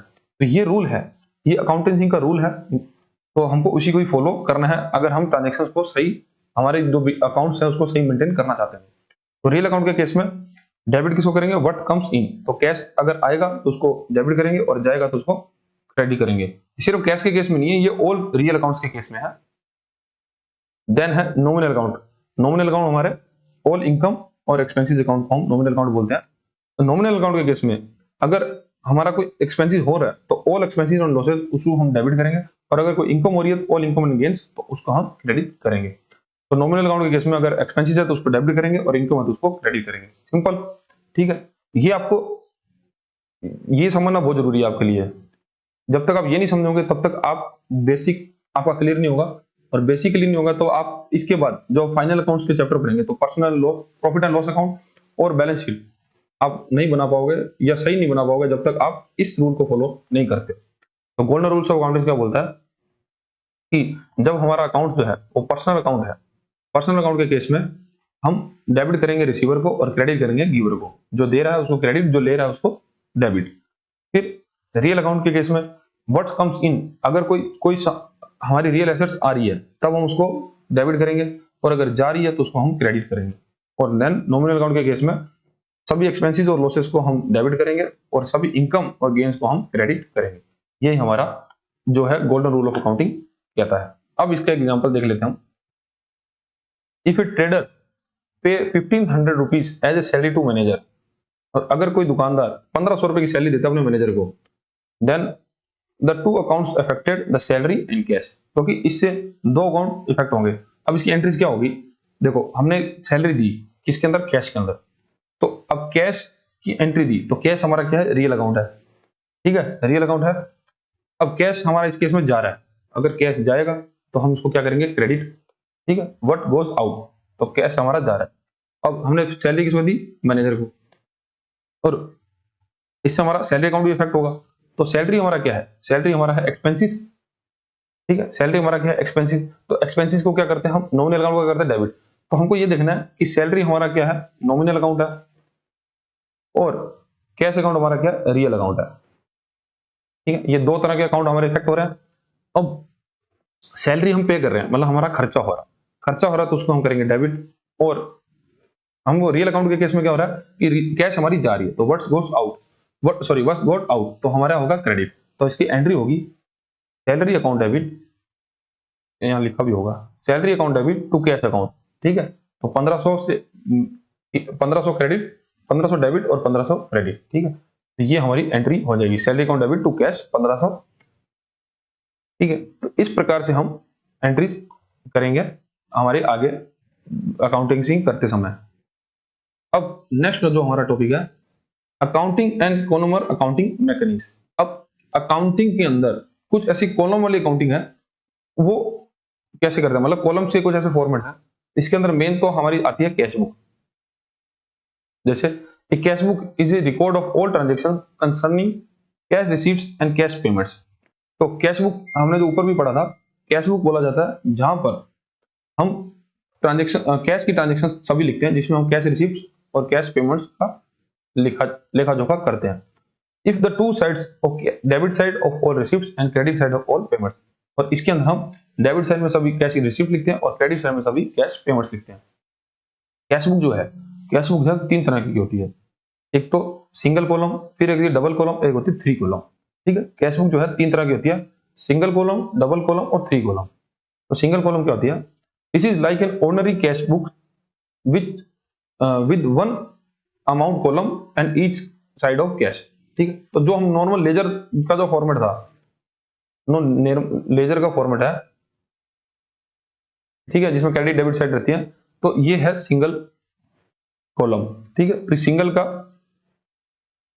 सिंगल का ये फॉर्मेट है, जैसे date particular ledger folio amount, date particular ledger folio amount, और ये आर नंबर क्या है, रिसीट नंबर, रिसीट नंबर, और ये वी नंबर जो है ये है वाउचर नंबर। अब मान लो हमने कैश की पेमेंट करी, ठीक है, कैश हमारे से गया। मान लो कि हमने जो ऊपर एग्जांपल लिया था, हमने अशोका को पेमेंट करी कैश की, तो Ashoka account debit to cash, ठीक है, क्योंकि कैश जा रहा है, मानो 5000 रुपए की, ठीक है, तो ये 5000 रुपए की है। अब जब हम कैश बुक, ये कैश बुक हमारा कैश लेजर है, तो कैश बुक के अंदर हम क्या करेंगे, क्योंकि कैश हमसे गया, तो जब जाएगा तो हम उसको क्रेडिट साइड में लिखते हैं, ठीक है, ये डेबिट साइड, क्रेडिट साइड। तो यहां पर हम लिखेंगे, मान लो यहाँ डेट लिख देंगे और यहां पर लिखेंगे बाय अशोका और अमाउंट लिख देते 5000, ठीक है। अब मान लो कि लेजर फोलियो, लेजर में जो उसकी नंबर होगा वो डाल देंगे, और वाउचर नंबर मान लो 4, ठीक है, या V4 लिख दो। तो इस तरह से हम सिंगल कॉलम एंट्रीज जो है करते हैं, और जिसमें अगर कैश अगर आप दे रहे हो तो उसको हम हमेशा बाई साइड इधर लिखेंगे क्रेडिट साइड में, और अगर कैश आ रहा है तो इसको हम टू साइड में लिखेंगे, ठीक है। तो ये हमारी है single column cash book. Then है double column cash book, this is the two column of each side, one is cash और अनदर इज डिस्काउंट। अब क्या होता है, कैश की ट्रांजेक्शंस, अच्छा यार पहले अपना ना सिंगल कॉलम का एग्जांपल देख लेते हैं, ठीक है, वो डबल और थ्री कॉलम बाद में देखते हैं, पहले एग्जांपल देख लेते हैं, ठीक है। तो सिंगल कॉलम के अंदर किसी व्यक्ति ने स्टार्टेड बिजनेस विद 50,000 रुपीज, तो बिजनेस स्टार्ट किया 50,000 रुपए से, ओके, बिजनेस स्टार्ट किया 50,000 रुपए कैश से, ठीक है। उसके बाद रेंट पे किया 5,000 और रिसीव कैश फ्रॉम रमेश 10,000, तो कैश मिली 10,000 रमेश से। तो इसकी एंट्रीज क्या क्या होंगी, तो बिजनेस के अंदर जो हम शुरुआत में कैश लगाते हैं उसको हम क्या बोलते हैं, कैश को कैपिटल, कैपिटल मतलब पूंजी, जिससे हम बिजनेस शुरू करते हैं, ठीक है। तो ये हमारी पूंजी होती है। अब हम जब भी एंट्रीज करते हैं ना, तो हम बिजनेस के लिए करते हैं, हम बिजनेस के लिए एंट्रीज करते हैं। तो बिजनेस जब स्टार्ट कर रहे हैं तो हमारे बिजनेस के अंदर क्या आ रहा है, कैश आ रहा है, तो कैश अकाउंट डेबिट होगा, जब कैश आएगा तो हमेशा डेबिट होगा टू कैपिटल, तो हमने बिजनेस के पूंजी के अंदर पैसा ला रहा इतना 50,000, तो फर्स्ट ट्रांजेक्शन हमारी ये होगी, cash account debit to capital. Then rent paid 5,000, तो रेंट हमने पे किया जिसमें कैश हमारा जा रहा है, तो rent account debit to cash account 5,000। और इसमें क्या हम नरेशन जो है, वो मैं नहीं लिख रहा हूँ इसमें अंदर, क्योंकि वो एक तरह से आपको बस फॉर्मेलिटी है वो, कि आपको जानना है कि आप क्या ट्रांजेक्शन कर रहे हो, उसकी डिटेल है। लेकिन जरूरी नहीं है कि आपको यहाँ पे जब आप रफ कुछ कर रहे हो तो आपको लिखना हो। ठीक है, तो नरेशन में यहाँ पे स्किप कर रहा हूँ। हमारी पहली एंट्री होगी cash account debit to capital 50,000, जब बिजनेस ओनर 50,000 रुपए लगाए। फिर रेंट पेड किया 5,000, rent account debit to cash. Then है रिसीव्ड कैश फ्रॉम रमेश, तो कैश हमको रिसीव किया रमेश से, तो कैश अकाउंट डेबिट हो जाएगा 10,000, तो रमेश अकाउंट क्रेडिट हो जाएगा 10,000, क्योंकि रमेश का अकाउंट के जब पर्सनल अकाउंट है और जब हमको रमेश पैसा दे रहा है तो उसका अकाउंट क्रेडिट हो जाएगा। और कैश अकाउंट हमारा क्या है, रियल अकाउंट, और जो कैश एसेट्स हमारी आती है तो उसको डेबिट कर देते हैं। ठीक है, तो ये हमारा जो रूल है वो फॉलो हो गई होगा हमारा हर बार। तो इस प्रकार से हम 3 जनरल एंट्रीज हमने कर ली। अब इन जनरल एंट्रीज को कैश बुक में कैसे ट्रांसफर करेंगे, वो भी कैश बुक कौन सी, सिंगल कॉलम कैश बुक। तो सबसे पहले हमारे कैपिटल लगा के शुरुआत करी थी, तो हमने एंट्रीज क्या करी थी, cash account debit to capital. तो कैश अकाउंट के अंदर हम टू साइड में क्रेडिट साइड में लिख देंगे, सॉरी कैश अकाउंट क्योंकि डेबिट हो रहा है तो कैश के डेबिट अकाउंट में लिख देंगे टू कैपिटल। तो कैश अकाउंट के टू साइड में लिख देंगे टू कैपिटल, कितना 50,000 रुपीज। और ये रिसीट नंबर तो क्या ऐसे मतलब ऐसे ही डाला है, मतलब कहीं पे लिखा नहीं हुआ, तो आप इसको इग्नोर कर सकते हो। ठीक है, तो क्या हुआ, सिंगल कॉलम कैश बुक के अंदर एंट्री जो हमने करी, क्योंकि हमारी जो एंट्री थी वो एंट्री ये थी कि cash account debit to capital, ये एंट्री हमारी करी थी, जिसके अंदर मतलब ये है कि बिजनेस के अंदर हमने 50,000 रुपया इन्वेस्ट किया, 50,000 रुपये लगाकर बिजनेस की शुरुआत करी। तो जब हम कैश अकाउंट डेबिट हो रहा है तो कैश अकाउंट के अंदर डेबिट साइड में हम लिख देंगे, डेबिट साइड के अंदर हम लिख देंगे 50,000 रुपीज। देन जो नेक्स्ट हमने एंट्री करी थी rent account debit to cash. अब कैश अकाउंट क्या हो रहा है, क्रेडिट हो रहा है। ठीक है, ये क्रेडिट हो रहा है, नीचे लिखा। तो अब कैश अकाउंट के क्रेडिट साइड में लिख देंगे बाय रेंट, तो कैश अकाउंट के क्रेडिट साइड में लिख देंगे बाय रेंट, कितना 5,000 रुपीज। देन थर्ड क्या था, cash account debit to Ramesh. तो रमेश हमको 10,000 रुपए मिले, तो इसमें कैश अकाउंट क्या हो रहा है, डेबिट हो रहा है, तो कैश अकाउंट के अंदर लिख देंगे टू रमेश 10,000 रुपए। ठीक है, तो ये 3 तारीख होगा। अब हम करेंगे बैलेंसिंग, तो डेबिट का टोटल कितना होगा 60,000 और क्रेडिट का टोटल कितना होगा 5,000, तो इसका डिफरेंस कितना होगा 55,000, 55,000 पर डिफरेंस आ जाएगा, जिसको हम लिख देंगे by balance BD, sorry CD carry down. ठीक है, तो बैलेंस सीडी आएगा 55,000 और हमारा जो टोटल आ जाएगा वो 60,000 हो जाएगा। ठीक है, तो ये हमारा बाई बैलेंस सीडी आ जाएगा 55,000। अब जब नेक्स्ट हम बैलेंस को कैरी फॉरवर्ड करेंगे, ब्रॉट डाउन करेंगे, तो उसको हम ओपनिंग बैलेंस बना लेंगे 55,000 रुपया।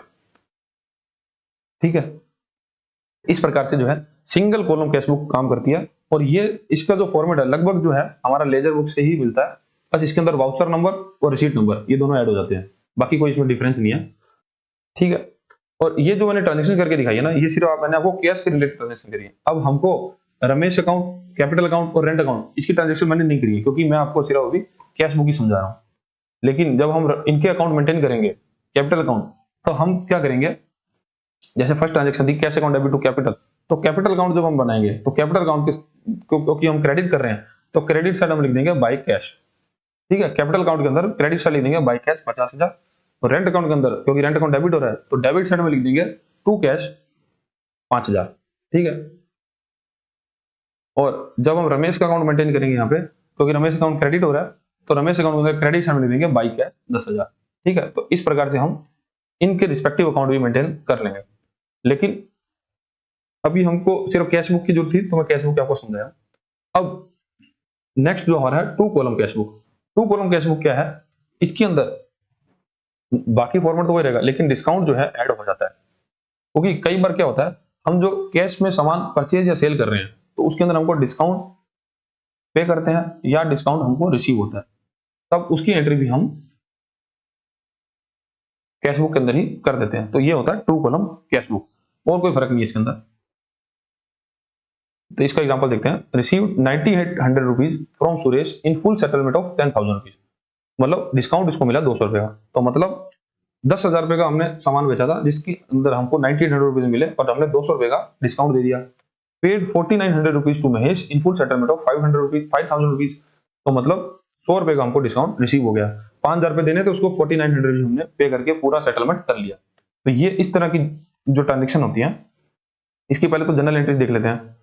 इसकी जनरल एंट्रीज कैसे होंगी, क्योंकि हमने ये पढ़ा था कि क्रेडिट का टोटल और डेबिट का टोटल हमेशा बराबर आना चाहिए, चाहे हम लेजर बना रहे हैं चाहे हम जनरल एंट्रीज कर रहे हैं। ठीक है, तो इसकी जनरल एंट्रीज किस प्रकार से होंगी, क्योंकि कैश हमने कितना पे किया, cash account debit 9800 rupees.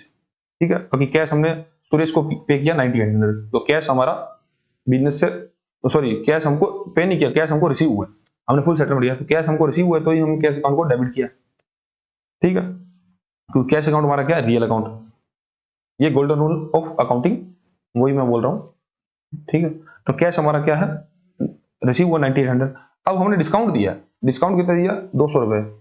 Discount हमारा क्या है, डिस्काउंट अलाउड हमारा है नॉमिनल अकाउंट, और एक तरह से हमारा क्या है, एक्सपेंसिस, क्योंकि हमने अलाउ किया। जब एक्सपेंसिस हमारे हो रहे हैं तब हम उसको करेंगे डेबिट, तो डिस्काउंट अलाउड अकाउंट भी होगा 200 रुपए डेबिट। देन सुरेश अकाउंट, क्योंकि सुरेश को पूरा ड्यू कितना था, 10,000 रुपए, तो सुरेश को हमने 10,000 रुपए क्रेडिट कर दिया।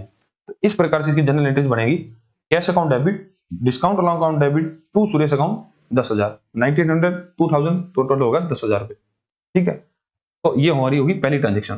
सेकंड ट्रांजेक्शन क्या है, paid 4900 rupees to Mahesh in full settlement of 5000 rupees, तो 100 रुपए का हमको डिस्काउंट मिला है।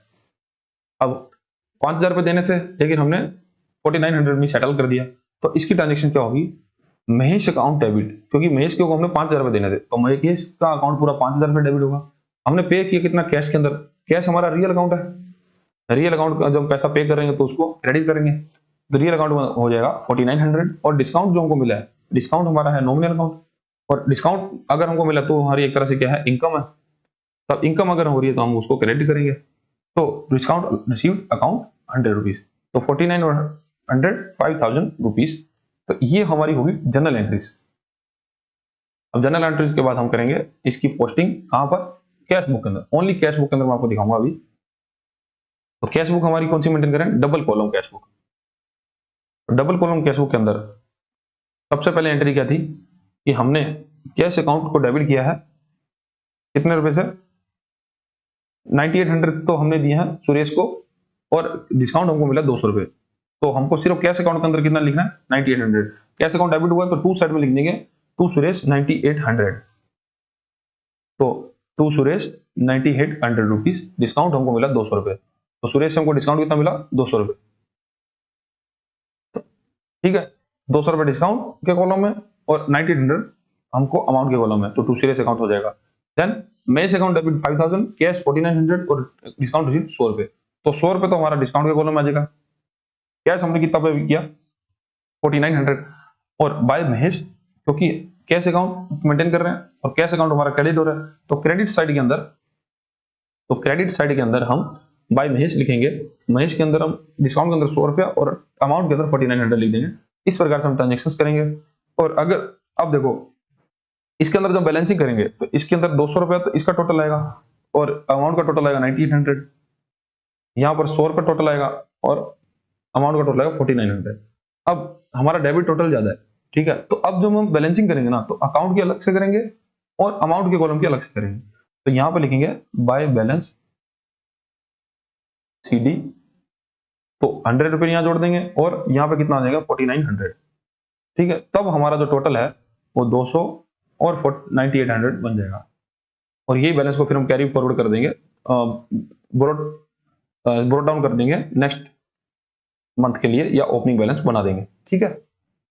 इस प्रकार से हम डबल एंट्री करते हैं, sorry double column entries cash book में बनाते हैं। अब हमारा जो है 3 column cash book. 3 column cash book क्या होता है, जब हम बिजनेस के अंदर डिस्काउंट तो चलो है ही, उसको कैश में पेमेंट करें और बैंक से भी पेमेंट या रिसीव करते हैं, मतलब बैंक अकाउंट को भी इन्वॉल्व कर देते हैं, तब हमारा बनता है 3 कॉलम कैश बुक, जिसमें डिस्काउंट, कैश और बैंक। क्योंकि कैश हम मान लो चेक से ही बिजनेस कर रहे हैं, चेक दे देते हैं, चेक रिसीव कर लेते हैं, तो वो ट्रांजेक्शन डायरेक्ट बैंक में ही हम रखते हैं, ठीक है। तब हमारा बनता है 3 कॉलम कैश। तो इसमें date, particular, ledger folio, receipt number, discount, cash, bank, date, particular, ledger folio, voucher number, discount, cash, bank, तो ये हमारे कॉलम बनेंगे। अब इसका एग्जांपल देख लेते हैं।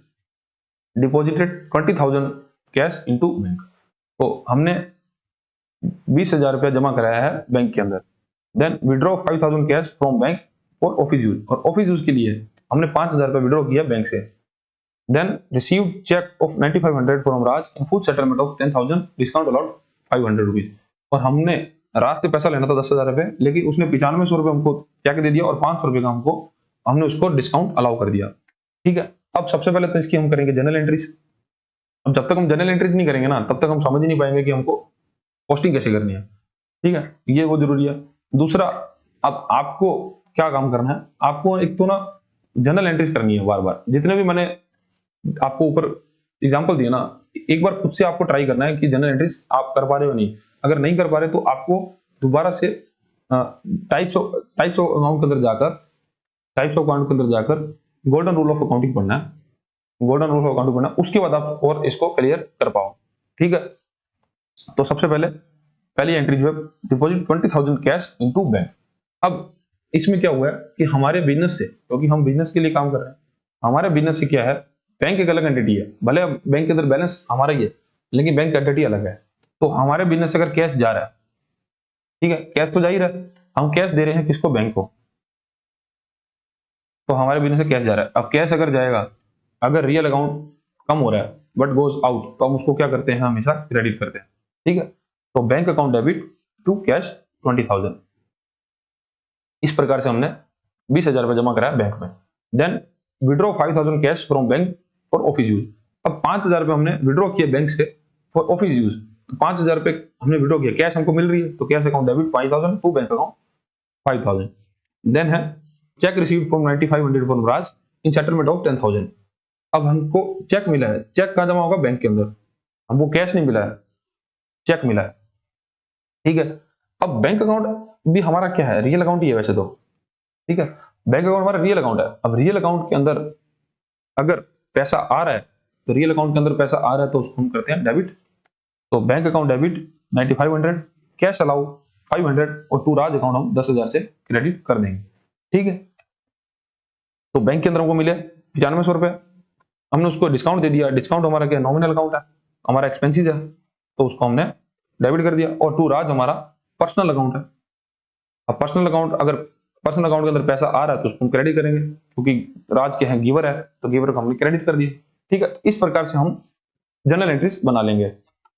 तो इसके बाद हम करेंगे इसकी posting under 3 column cash book. अब पहली हमारी जो ट्रांजेक्शन थी वो है bank account debit to cash. ठीक है, तो अब आपको ध्यान ये रखना है, क्योंकि इसके अंदर हम कैश और बैंक दोनों अलग अलग ऐड करके चलते हैं, तो हमको एंट्रीज भी जो है वो दोनों को हिसाब से क्रेडिट और डेबिट देख के करनी होगी। फॉर एग्जांपल, जैसे bank account debit to cash. अब कैश जो है हमने बैंक में जमा करा दिया 20,000 रुपए का। ठीक है, 20,000 रुपए का जमा करा दिया, तो अब हमको कैश को डेबिट दिखाना है, और सॉरी कैश को क्रेडिट दिखाना है, कोई कैश हमको गया, और बैंक को डेबिट करना है। अब वो कैसे करेंगे, क्योंकि ये हमारी कैश बुक है, तो हमारी एंट्री क्या थी, bank account debit to cash 20,000 और 20,000। तो अब हमको कैश कॉलम के कैश के साइड तो देखेंगे, कैश बुक के अंदर लिखेंगे बाय बैंक 20,000, तो यहां पर लिखेंगे हम बाय बैंक 20,000 और वो लिख देंगे हम कैश के कॉलम में। ठीक है, क्योंकि हमने कैश दी और हमने जमा क्या करी, बैंक के अंदर, तो हम बैंक के कॉलम के अंदर बैंक के लिए एंट्री क्या करेंगे, टू कैश इतना 20,000, और ये लिखेंगे हम बैंक के कॉलम में, क्योंकि हमने कैश को हमारे डेबिट मतलब कैश को कम किया और हमारे बैंक में जमा करा दिया, क्योंकि दोनों ही हमारे नॉमिनल अकाउंट है, सॉरी दोनों ही हमारे रियल अकाउंट है। इसी वजह से हमने दोनों को ही क्रेडिट और डेबिट किया।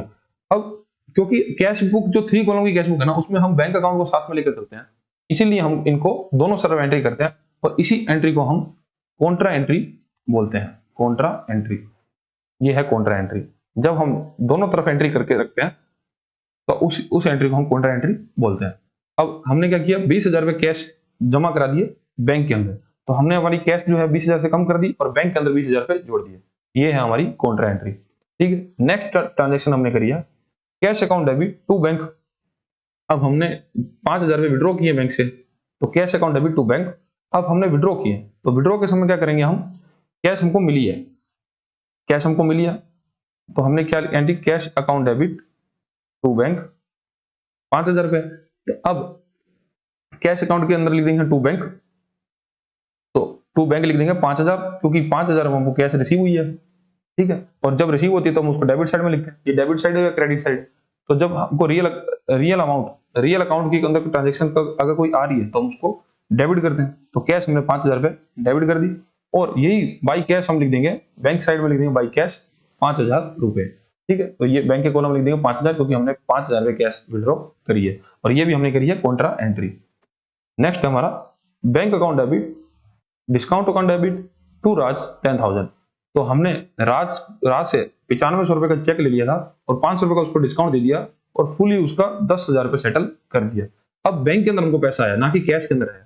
तब हम क्या करेंगे, बैंक के कॉलम में, क्योंकि पैसा आ रहा है तो हम रियल अकाउंट के डेबिट साइड में लिखेंगे। तो टू राज बैंक के कॉलम में लिख देंगे 9500, और डिस्काउंट के कॉलम में लिख देंगे 500, ठीक है। और अगर ये राज ने हमको कैश में पैसा दिया था तो हम इसको कैश के कॉलम, कैश के बॉक्स में लिखते, लेकिन इसने हमको दिया बैंक के अंदर तो 9500 और 500, और इसी के साथ राज का जो अकाउंट है पूरा 10,000 का वो सेटल हो जाएगा, ठीक है। इस प्रकार से ये 3 कॉलम कैश बुक काम करती है। अब इसके लिए ना ज्यादा एग्जाम के अंदर ऐसा नहीं, क्योंकि आपसे फॉर्मेट पूछ लेगा, आपसे कॉन्ट्रा एंट्री की डेफिनेशन पूछ सकता है, या कुछ एंट्री दे सकता है और बताओ कि कॉन्ट्रा एंट्री इसकी कैसे होगी। तो इस प्रकार के क्वेश्चन इसमें आते हैं, ना कि ये पूरा फॉर्मेट आएगा, लेकिन आपको इसके पीछे क्या प्रोसेस हो रही है वो आपको समझना वो जरूरी है, ठीक है। तो ये आपकी 3 कॉलम कैश बुक भी पूरी होती है। अब आती है कॉन्ट्रा एंट्री, जो मैं आपको ऑलरेडी बता चुका हूं। Contra entry is a transaction that involves both cash and bank accounts. It is entered the both side of the 3 column cash book. For example, when the cash is withdrawn from the bank for office use, the cash account is debited, the cash comes in, and the bank account is credited, the bank is a giver, ठीक है। तो ये वही बात है कि Contra entry के अंदर जब हम दोनों साइड ट्रांजेक्शन करते हैं उसी को कॉन्ट्रा एंट्री बोलते हैं। मतलब जैसे हम पैसा विड्रॉ कर रहे हैं तो हमारे पास कैश पैसा आ रहा है, कैश आ रही है, तो कैश अकाउंट हम डेबिट कर देंगे और बैंक को हम क्रेडिट कर देंगे, ठीक है। तो इस प्रकार से हम ट्रांजेक्शन करते हैं। नेक्स्ट हमारा जो टॉपिक है, अब ये जनरल एंट्रीज हैं जो मतलब कॉन्ट्रा एंट्री के लिए है, तो ये आपको खुद से ही करना है, ये आपका होमवर्क है, ये आपको खुद से करके देखना है। जनरल एंट्रीज बनानी है और उसके बाद इसका पोस्टिंग करनी है कैश बुक के अंदर, ठीक है। 3 कॉलम कैश बुक के अंदर आपको वैसे आंसर मिल जाएगा, लेकिन फिर भी आपको करके देखना है। नेक्स्ट हमारा जो टॉपिक है पेटी कैश बुक। अब ऊपर तो हमने तो पढ़ा कैश बुक क्या होता है, लेकिन एक होता है पेटी कैश बुक। अब पेटी कैश बुक क्या होता है ना, क्योंकि बिजनेसमैन क्या है, अब जैसे छोटे छोटे बिजनेस में बहुत सारे खर्चे हैं, जैसे हमने कन्वीनियंस का खर्चा, कोई मतलब हमने एक जगह से दूसरी जगह गए, वहां पे पेट्रोल का खर्चा हुआ, ठीक है, या कोई स्टेशनरी का खर्चा है, या फिर कोई कोई बिजनेस में कोई आता है हमारा बिजनेस डील करने या कुछ भी, तो हम चाय मंगाते हैं, स्नैक्स मंगाते हैं। तो इस तरह के जो खर्चे हैं ना, अब हम अपने अकाउंट्स के अंदर बार बार ये खर्चे दिखाएंगे तो हमारा एक तरह से क्या है कि बहुत काम बढ़ेगा और अच्छा भी नहीं लगेगा अकाउंट्स। तब वहां पे कंसेप्ट आता है पेटी कैश बुक का।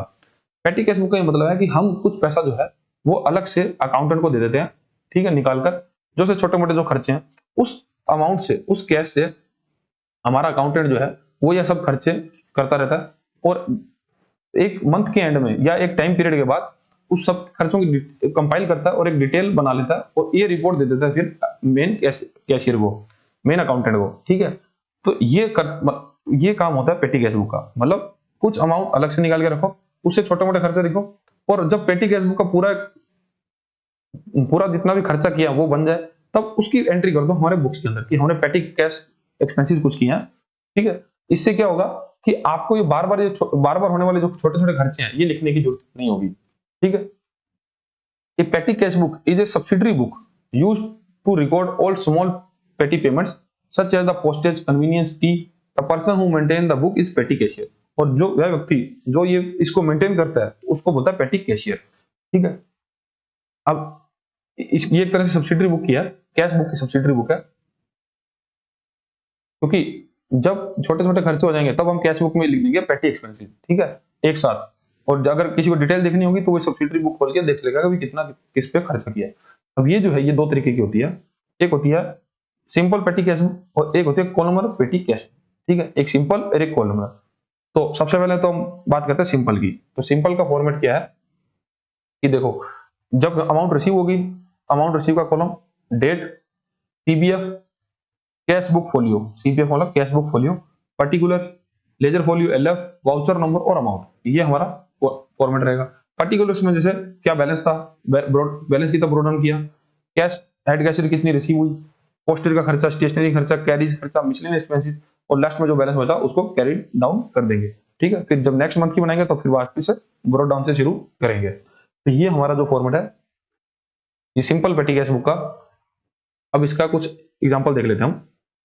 जैसे बैलेंस हमारे पास था 200 रुपए और हमको हेड कैशियर से रुपया मिला 1000। ठीक है, 1000 रुपये खर्चा मिला, 1000 रुपये बैलेंस पैसा मिला जिससे हमको पेटी एक्सपेंसेस बियर करने हैं। देन है हमने पोस्टेज पे खर्चा किया 150 रुपये, स्टेशनरी पे खर्चा किया 200 रुपये और 100 रुपये खर्चा किया कैरिज पे, मतलब भाड़ा दिया, और 50 रुपये के हमारे मिसलेनियस एक्सपेंसेस हो गए, लाइक जैसे चाय पानी का कोई भी खर्चा। ठीक है, तो इस तरह से हमारे 50 रुपये खर्च हो गए। अब हमको पेटी कैश बुक मेंटेन करनी है। सबसे पहले हमारे पास बैलेंस कितना था, 200 रुपये, तो 200 रुपये हम लिख देंगे 1 अप्रैल को हमारे पास बैलेंस था बाय बैलेंस बीडी 200 रुपीज। इसके के दो साइड नहीं है, क्रेडिट डेबिट साइड नहीं है, सिंगल साइड ही है। ठीक है, तो इसका जो फॉर्मेट है बस ये है कि हमने जो रिसीव किया उसको यहाँ लिखेंगे और जो पे करते जा रहे हैं उसको इस तरफ लिखते रहेंगे। तो हमारे पास ऑलरेडी जो बैलेंस था वो 200 रुपये था। देन हमको 1000 रुपये मिले हेड कैशियर से, 1000 रुपये का उसने हमको और पैसा दिया, तो to cash received from the head cashier कितना, 1000 रुपीज। ठीक है, अब यहाँ पे भी लिख देंगे 1000 रुपीज।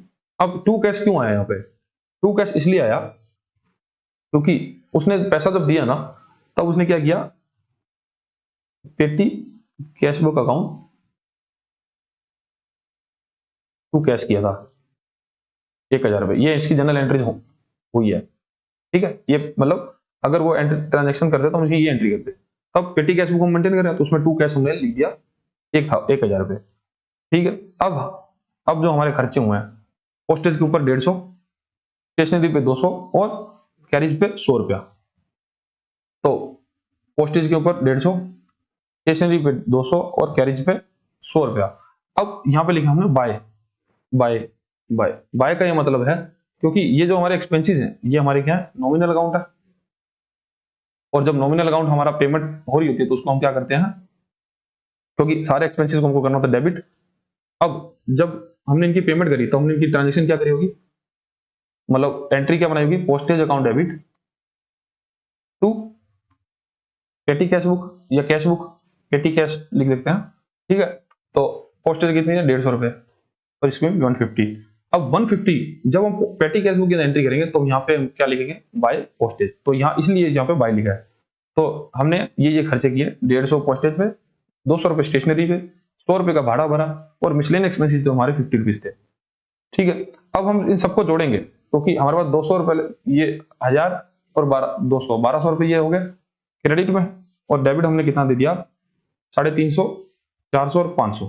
ठीक है, 500 रुपये चला गया, 12 से 500 तो 700 रुपये जो हमारा है वो बैलेंस बच गया बाय बैलेंस सीडी 700 रुपये। इस प्रकार से जो है सिंगल कॉलम ट्रांजेक्शन कैश पेटी कैश बुक काम करती है। बस आपको ये ध्यान रखना कि अमाउंट रिसीव्ड जो है हमारा इस तरफ लिखा जाएगा। ठीक है, मतलब बताने के लिए, अब ये इसलिए बनाया गया क्योंकि ये तो एग्जांपल है, लेकिन रियल लाइफ में क्या होता है कि अकाउंटेंट से ना बार बार पैसा लेते रहते हैं, तो बार बार हमको यहाँ पे ट्रांजेक्शन करनी है। जैसे मान लो किसी बार 500 दिया, इस बार 2000 दिया, तो ये बार बार ट्रांजेक्शन यहाँ होती रहेंगी और इधर हम खर्चे लिखते रहेंगे। इससे क्या है, हमको कितना पैसा रिसीव हो रहा है, कितना जा रहा है, वो हम इसका ध्यान हम आसानी से रख सकते हैं। ठीक है, तो ये हमारा है सिंगल कॉलम पेटी कैश बुक। अब आता है कॉलम और पेटी cash book. This type of additional columns on the payment side for the usual expenses heads like postage, stationery, etc. to avoid the need of post each small payments separately in the ledger. अब column और पेटी cash book की जरूरत इसलिए पड़ी क्योंकि क्या है ना, कोई कंपनी के अंदर या कोई फर्म के अंदर या पार्टनरशिप फर्म के अंदर कुछ खर्चे जो बार बार होते हैं, जैसे पोस्टेज की, स्टेशनरी के। तो अब ये देखा गया, इसमें प्रॉब्लम ये थी कि हमको ना बार बार इसको वर्टिकली लिखना पड़ता है, और वर्टिकली लिखने में प्रॉब्लम है कि इसको कैलकुलेट करना बहुत मुश्किल है। इसके लिए इन्होंने क्या कॉलम और पेटी कैश बुक बनाई, उसके अंदर क्या किया हमने, जो एक्सपेंसेस जो बार बार हो रहे हैं उनके कॉलम ही बना दिए, इसीलिए इसको कॉलम और कैश बुक बोला जाता है। अब हम जो भी खर्चे करते रहेंगे तो इनके नीचे एंट्री करते रहेंगे। ठीक है, जिससे क्या होगा, हमको एक एग्रीगेट टोटल मिल जाएगा कि हमने पोस्टर पे कितना खर्चा किया, स्टेशनरी पे कितना खर्चा किया, ट्रेवलिंग पे कितना खर्चा किया। ठीक है, अब इसका जो फॉर्मेट है वो है date, particular, ledger folio, voucher number और अमाउंट। ठीक है, ये तो सब है ही। उसके बाद हमने जो एक्सपेंसेस करते हैं उनके कॉलम बना दिए, पोस्टेज, स्टेशनरी, कैरिज, ट्रैवलिंग और मिसलेनियस। ठीक है, अब इसमें बैलेंस बीडी ब्रोट डाउन, जो बैलेंस किया, कैशियर से कितना रिसीव हुआ, जो जो एक्सपेंसेस किया, और लास्ट में हमारा बैलेंस कैरी डाउन बच जाएगा। फॉर एग्जांपल बैलेंस बीडी हमारा था, मतलब ऑलरेडी जो बैलेंस था कैश बुक में वो था 500 रुपए, कैशियर से हमको मिला 1000 रुपए, पोस्टेज हमने खर्चा किया 100 रुपए, स्टेशनरी पे 150, कैरिज पे 200 और पेड किया 50 रुपए मिसलेनियस एक्सपेंसेस। सेम वही एग्जांपल है, लेकिन इसको हम कॉलमर पेटी कैश बुक में बनाएंगे। ठीक है, वो कैसे बनेगा, देखो डेट हमारी 1 अप्रैल, ये डेट तो ऐसे ही मैंने मन से डाली है, तो आप इसको चाहे तो इग्नोर कर सकते हो एक बार, ये समझाने के लिए ऐसे ही डाल दी। अब बाई बैलेंस बीडी कितना है, 500 रुपए, क्योंकि हमारे पास 500 रुपए का बैलेंस है। अब कैशियर ने हमको कितना दिया, टू कैश 1000 रुपए, तो कैशियर से हमको 1000 रुपए और आ गया। अब हमने खर्चा किया पोस्टेज पे, पोस्टेज पे खर्चा किया, वाउचर नंबर भी ऐसे ही डाले हुए हैं, तो B1 वाउचर की वजह से टोटल अमाउंट, हमको टोटल अमाउंट तो हर बार भरना ही है, तो पोस्टेज पे खर्चा किया 100 रुपए, और पोस्टेज के अंदर एंट्री और कर देंगे 100 रुपए। देन हमने स्टेशनरी भी खर्चा किया 150 रुपए, तो 150 यहाँ, और स्टेशनरी के कॉलम के अंदर 150 और लिख देंगे। देन कैरिज, जो हमने भाड़ा भरा 200 रुपए हमने टोटल अमाउंट भरी, और कैरिज के कॉलम के हमने 200 रुपए एंट्री कर देंगे। देन मिसलेनियस एक्सपेंसेस 50, तो यहाँ पे 50 लिख देंगे। देन अब क्या करेंगे, अब हम इन सबका टोटल लगाएंगे, पोस्टेज का 100, स्टेशनरी का 150, 200 और 50। ठीक है, तो इसमें शायद ट्रैवलिंग मैंने ऐड ही नहीं किया। ठीक है, तो ट्रैवलिंग अगर होगा तो यहाँ पे ट्रैवलिंग भी ऐड हो जाएगा। ठीक है, इस प्रकार से हमारा खर्चा हो जाएगा। यहाँ पे कितना खर्चा होगा, 100, 150, 250, 450 और 500, 500 रुपए खर्चा हो गया। और हमारे पास पैसा कितना था, 1500, 500 पहले का था और 1000 रुपए उसने और दे दिया था, तो 500 खर्चा हुआ, 5 और 500 ही हमारा 1500 रुपया था और 500 खर्चा हो गया, तो हमारा बैलेंस कितना बच गया, 1000 रुपए। ठीक है, तो by balance CD carry down लिख देंगे 1000 और टोटल लगा देंगे 2000। ठीक है, तो इस प्रकार से काम करती है हमारी कॉलम और पेटी कैश बुक। ठीक है, अब ये एग्जांपल के लिए इतना आपको इजी लग रहा होगा, लेकिन जब बार बार कैसे से ट्रांजेक्शन पैसा ले रहे हैं, और ये जो खर्चे हैं पोस्टेज के एक बार नहीं होता, ये महीने में 10-10 बार होगा, तो आपको बार बार लिखना नहीं होगा, एक एक मतलब वर्टिकली लिखना होगा, हॉरिजॉन्टली आप इसको मेंटेन कर सकते हैं, तो इसीलिए इसको कॉलम बना के रखा जाता है। ठीक है, तो ये होगी हमारी कॉलम और पेटी कैश बुक। अब इसमें टॉपिक आता है कि imprest system of petty cash book क्या होता है। Imprest system petty cash book क्या होता है, this is the most popular system. ठीक है, ये काम कैसे करता है, the chief cashier gives a fix sum of money to the imprest amount to the petty cash book, petty cashier at the beginning of the period. तो imprest system के अंदर क्या होता है कि जो चीफ कैशियर होता है, जो मेन कैशियर होता है, वो कुछ अमाउंट पहले से निकाल कर दे देता है इम्प्रेस्टर को, या पेटी कैशियर जिसको बोला जाता है। At the end of the period, the petty cashier is submit the statement of the all expenses. The chief cashier then reimburse the petty cashier for the exact amount that was spent, bringing the cash in hand back to the original impressed amount. अब जब chief cashier पेटी cashier को पैसा दे देता है, अब पेटी cashier क्या उस पैसे से खर्चा करना शुरू करेगा, और जब और उसके साथ साथ उसको पेटी कैश की स्टेटमेंट तैयार करनी होगी, और स्टेटमेंट को सबमिट करना होगा चीफ कैशियर को।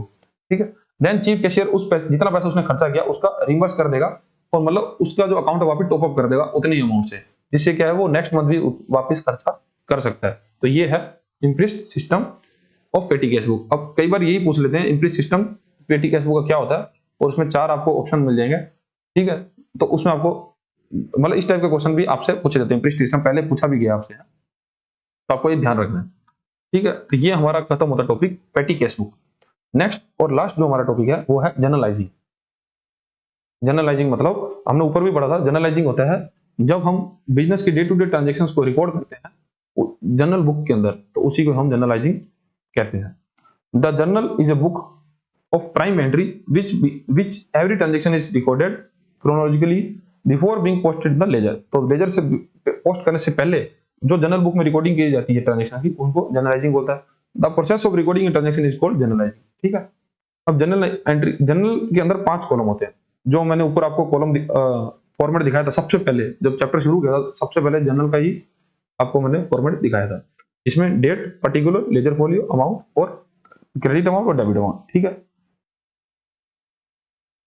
और हम इसमें कुछ ध्यान रखने वाली बात है। In the particular column the amount is debited is written first followed by debit. तो जब भी हम डेबिट एंट्री लिखेंगे तब उसके लास्ट में लिखेंगे डेबिट, जैसे अशोक अकाउंट डेबिट, ठीक है। तो यहाँ डेबिट लिखेंगे और जब क्रेडिट जो करें उसके नाम के आगे 2 लिखेंगे, मान लो 2 कैश है तो यहाँ पे क्रेडिट के आगे 2 लिखेंगे और डेबिट के आगे लास्ट में डेबिट लिखेंगे, जिससे पता चलेगा कि कौन सी ट्रांजेक्शन डेबिट हुई है, कौन सी क्रेडिट हो रही है।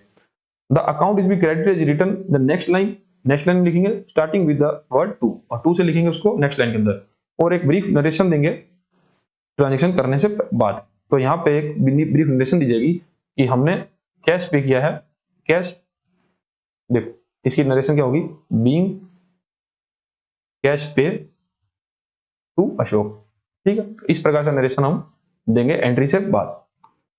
तो ये है हमारी जनरल एंट्री। अब एक होता है ओपनिंग एंट्री, वो क्या होता है, at the beginning of new accounting year an opening entry is passed in the journal to bring forward the balances of all assets and liabilities from the previous year balance sheet. अब होता क्या है ना, अब हम business के अंदर opening entries करते हैं। अब ओपनिंग एंट्रीज क्या होता है, देखो जैसे एक फाइनेंशियल ईयर था, अब एक फाइनेंशियल ईयर चल रहा था, उसके अंदर वेरियस अकाउंट्स थे हमारे, ठीक है, हम पूरा लेजर मेंटेन करते थे। अब लेजर मेंटेन के अंदर हमने ये समझा था कि हम बैलेंसिंग करते हैं, ठीक है। तो यही बैलेंसिंग हम करेंगे फाइनेंशियल ईयर के एंड में। जब हम बैलेंसिंग करेंगे, जो हम कैरी डाउन बैलेंस लिखेंगे उसको हम लेके जाएंगे कहाँ पे, नेक्स्ट फाइनेंशियल ईयर में। और नेक्स्ट फाइनेंशियल ईयर में जब हम नेक्स्ट फाइनेंशियल ईयर की बुक्स प्रिपेयर कर रहे होंगे, तब हमको हमारे बिजनेस में होने वाले सभी अकाउंट्स, जो लेजर के अंदर जितने भी अकाउंट्स हैं, उन सबके क्लोजिंग बैलेंस को लेके जाना होगा नेक्स्ट फाइनेंशियल ईयर की ओपनिंग बैलेंस में, ठीक है। तो जब ओपनिंग एंट्रीज हम करेंगे, मतलब ओपनिंग बैलेंस को कैरी फॉरवर्ड करेंगे, ब्रॉट डाउन करेंगे, उसी प्रोसेस को बोलते हैं हम ओपनिंग एंट्रीज, ठीक है। जब हम नया फाइनेंशियल अकाउंटिंग ईयर लगाते हैं, तब सभी लेजर्स की जितने भी हमारे अकाउंट्स हैं, या अकाउंट्स मतलब ऑल एसेट्स के अकाउंट्स, लायबिलिटीज अकाउंट, एक्सपेंसेस के अकाउंट्स, जितने भी अकाउंट्स हैं उनको हम सबको जो आगे कैरी फॉरवर्ड करते हैं, उसी को हम बोलते हैं जनरल ओपनिंग एंट्रीज करना, ठीक है। अब ये जर्नलिज्म के मतलब जनरल एंट्रीज के मैंने आपको कुछ एग्जांपल दिए हैं, आपको इनकी जनरल एंट्रीज करनी है, ठीक है। अब आपको ध्यान ये रखना है कि जितनी ज्यादा आप जनरल एंट्रीज करोगे, जितनी प्रैक्टिस आप कर लोगे, उतना ही आपको फायदा रहेगा, क्योंकि इसके बाद ही आप main accounting, profit and loss account, trading account, trial balance, तो ये सब जो आप तभी सीख पाओगे जब आपका ये बेस क्लियर होगा। क्योंकि अकाउंटिंग क्या है ना, स्टेप बाय स्टेप प्रोसेस है, कि आप अगर एक भी स्टेप आपने मिस किया तो आप फिर दोबारा से समझना पड़ेगा आपको, ऐसे समझ नहीं आता, ठीक है। तो ये आपके हैं जनरल एंट्रीज के कुछ एग्जाम्पल्स जो आपको होमवर्क में करने हैं, ठीक है। जिसमें आपको एक मैं बता देता हूँ, जैसे स्टार्टिंग बिजनेस विद कैश 50,000, तो आपने 50,000 से बिजनेस शुरू किया, तो कैश हमने बिजनेस में डाली, तो बिजनेस के अंदर कैश आई, ठीक है, कैश आई, तो ये हमारा क्या है, रियल अकाउंट। रियल अकाउंट जब आती है तो उसको डेबिट करते हैं, cash account debit to capital 50,000 rupees, और नरेशन लिख देंगे being business started with cash, ठीक है। ये नरेशन वैसे यहाँ पे लिखना होता है, पर इसके अंदर क्या मैंने कॉलम ऐसा बना दिया है, ठीक है। लेकिन पॉइंट ये है कि cash account debit to capital और being business started with cash 50,000, तो ये हमारी एंट्री हो जाएगी, ठीक है। इस प्रकार से आपको ये जनरल एंट्रीज बाकी और करनी है, और इसके बाद आपको मिल जाएगा इस चैप्टर का क्विक रिवीजन, कि आप वीडियो खत्म होने के बाद इसको पढ़ सकते हैं, और एग्जाम में जाने से पहले इसको रिवाइज, पूरे चैप्टर को एक शॉर्ट फॉर्म में, समरी फॉर्म में रिवाइज कर सकते हैं, ठीक है। ये 3 से 4 पेज में रहता है, ज्यादा लंबा नहीं रहता है। और इसके बाद आपको मिल जाएंगे एमसीक्यू, मोस्ट इंपोर्टेंट जो एमसीक्यू है इस चैप्टर के रिलेटेड, वो मिल जाएंगे। और इसी क्विज, इस एमसीक्यू को आप क्विज फॉर्म में लगा सकते हैं हमारी वेबसाइट पे विजिट करके, जो कि है bankingshiksha.com, ठीक है। और ये जो एमसीक्यू रहेंगे ये आपके एग्जाम पैटर्न वही रहते हैं, और मोस्टली तो है जो प्रीवियस ईयर में आए क्वेश्चन होते हैं ना, हम कोशिश करते हैं कि वो इसी में ऐड करके आपको बताएं, ठीक है।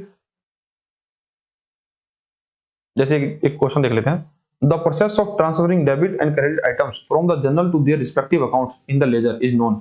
अब जनरल एंट्रीज के डेबिट और क्रेडिट को उनके रिस्पेक्टिव अकाउंट में ट्रांसफर करने को क्या बोला जाता है, जर्नलाइजिंग नहीं बोला जाता है। जर्नलाइजिंग तो बोला जाता है जब हम जर्नल एंट्री नोट करते हैं क्रोनोलॉजिकल ऑर्डर में। बैलेंसिंग नहीं बोला जाता, समराइजिंग नहीं बोला जाता, हम इसको बोलते हैं पोस्टिंग।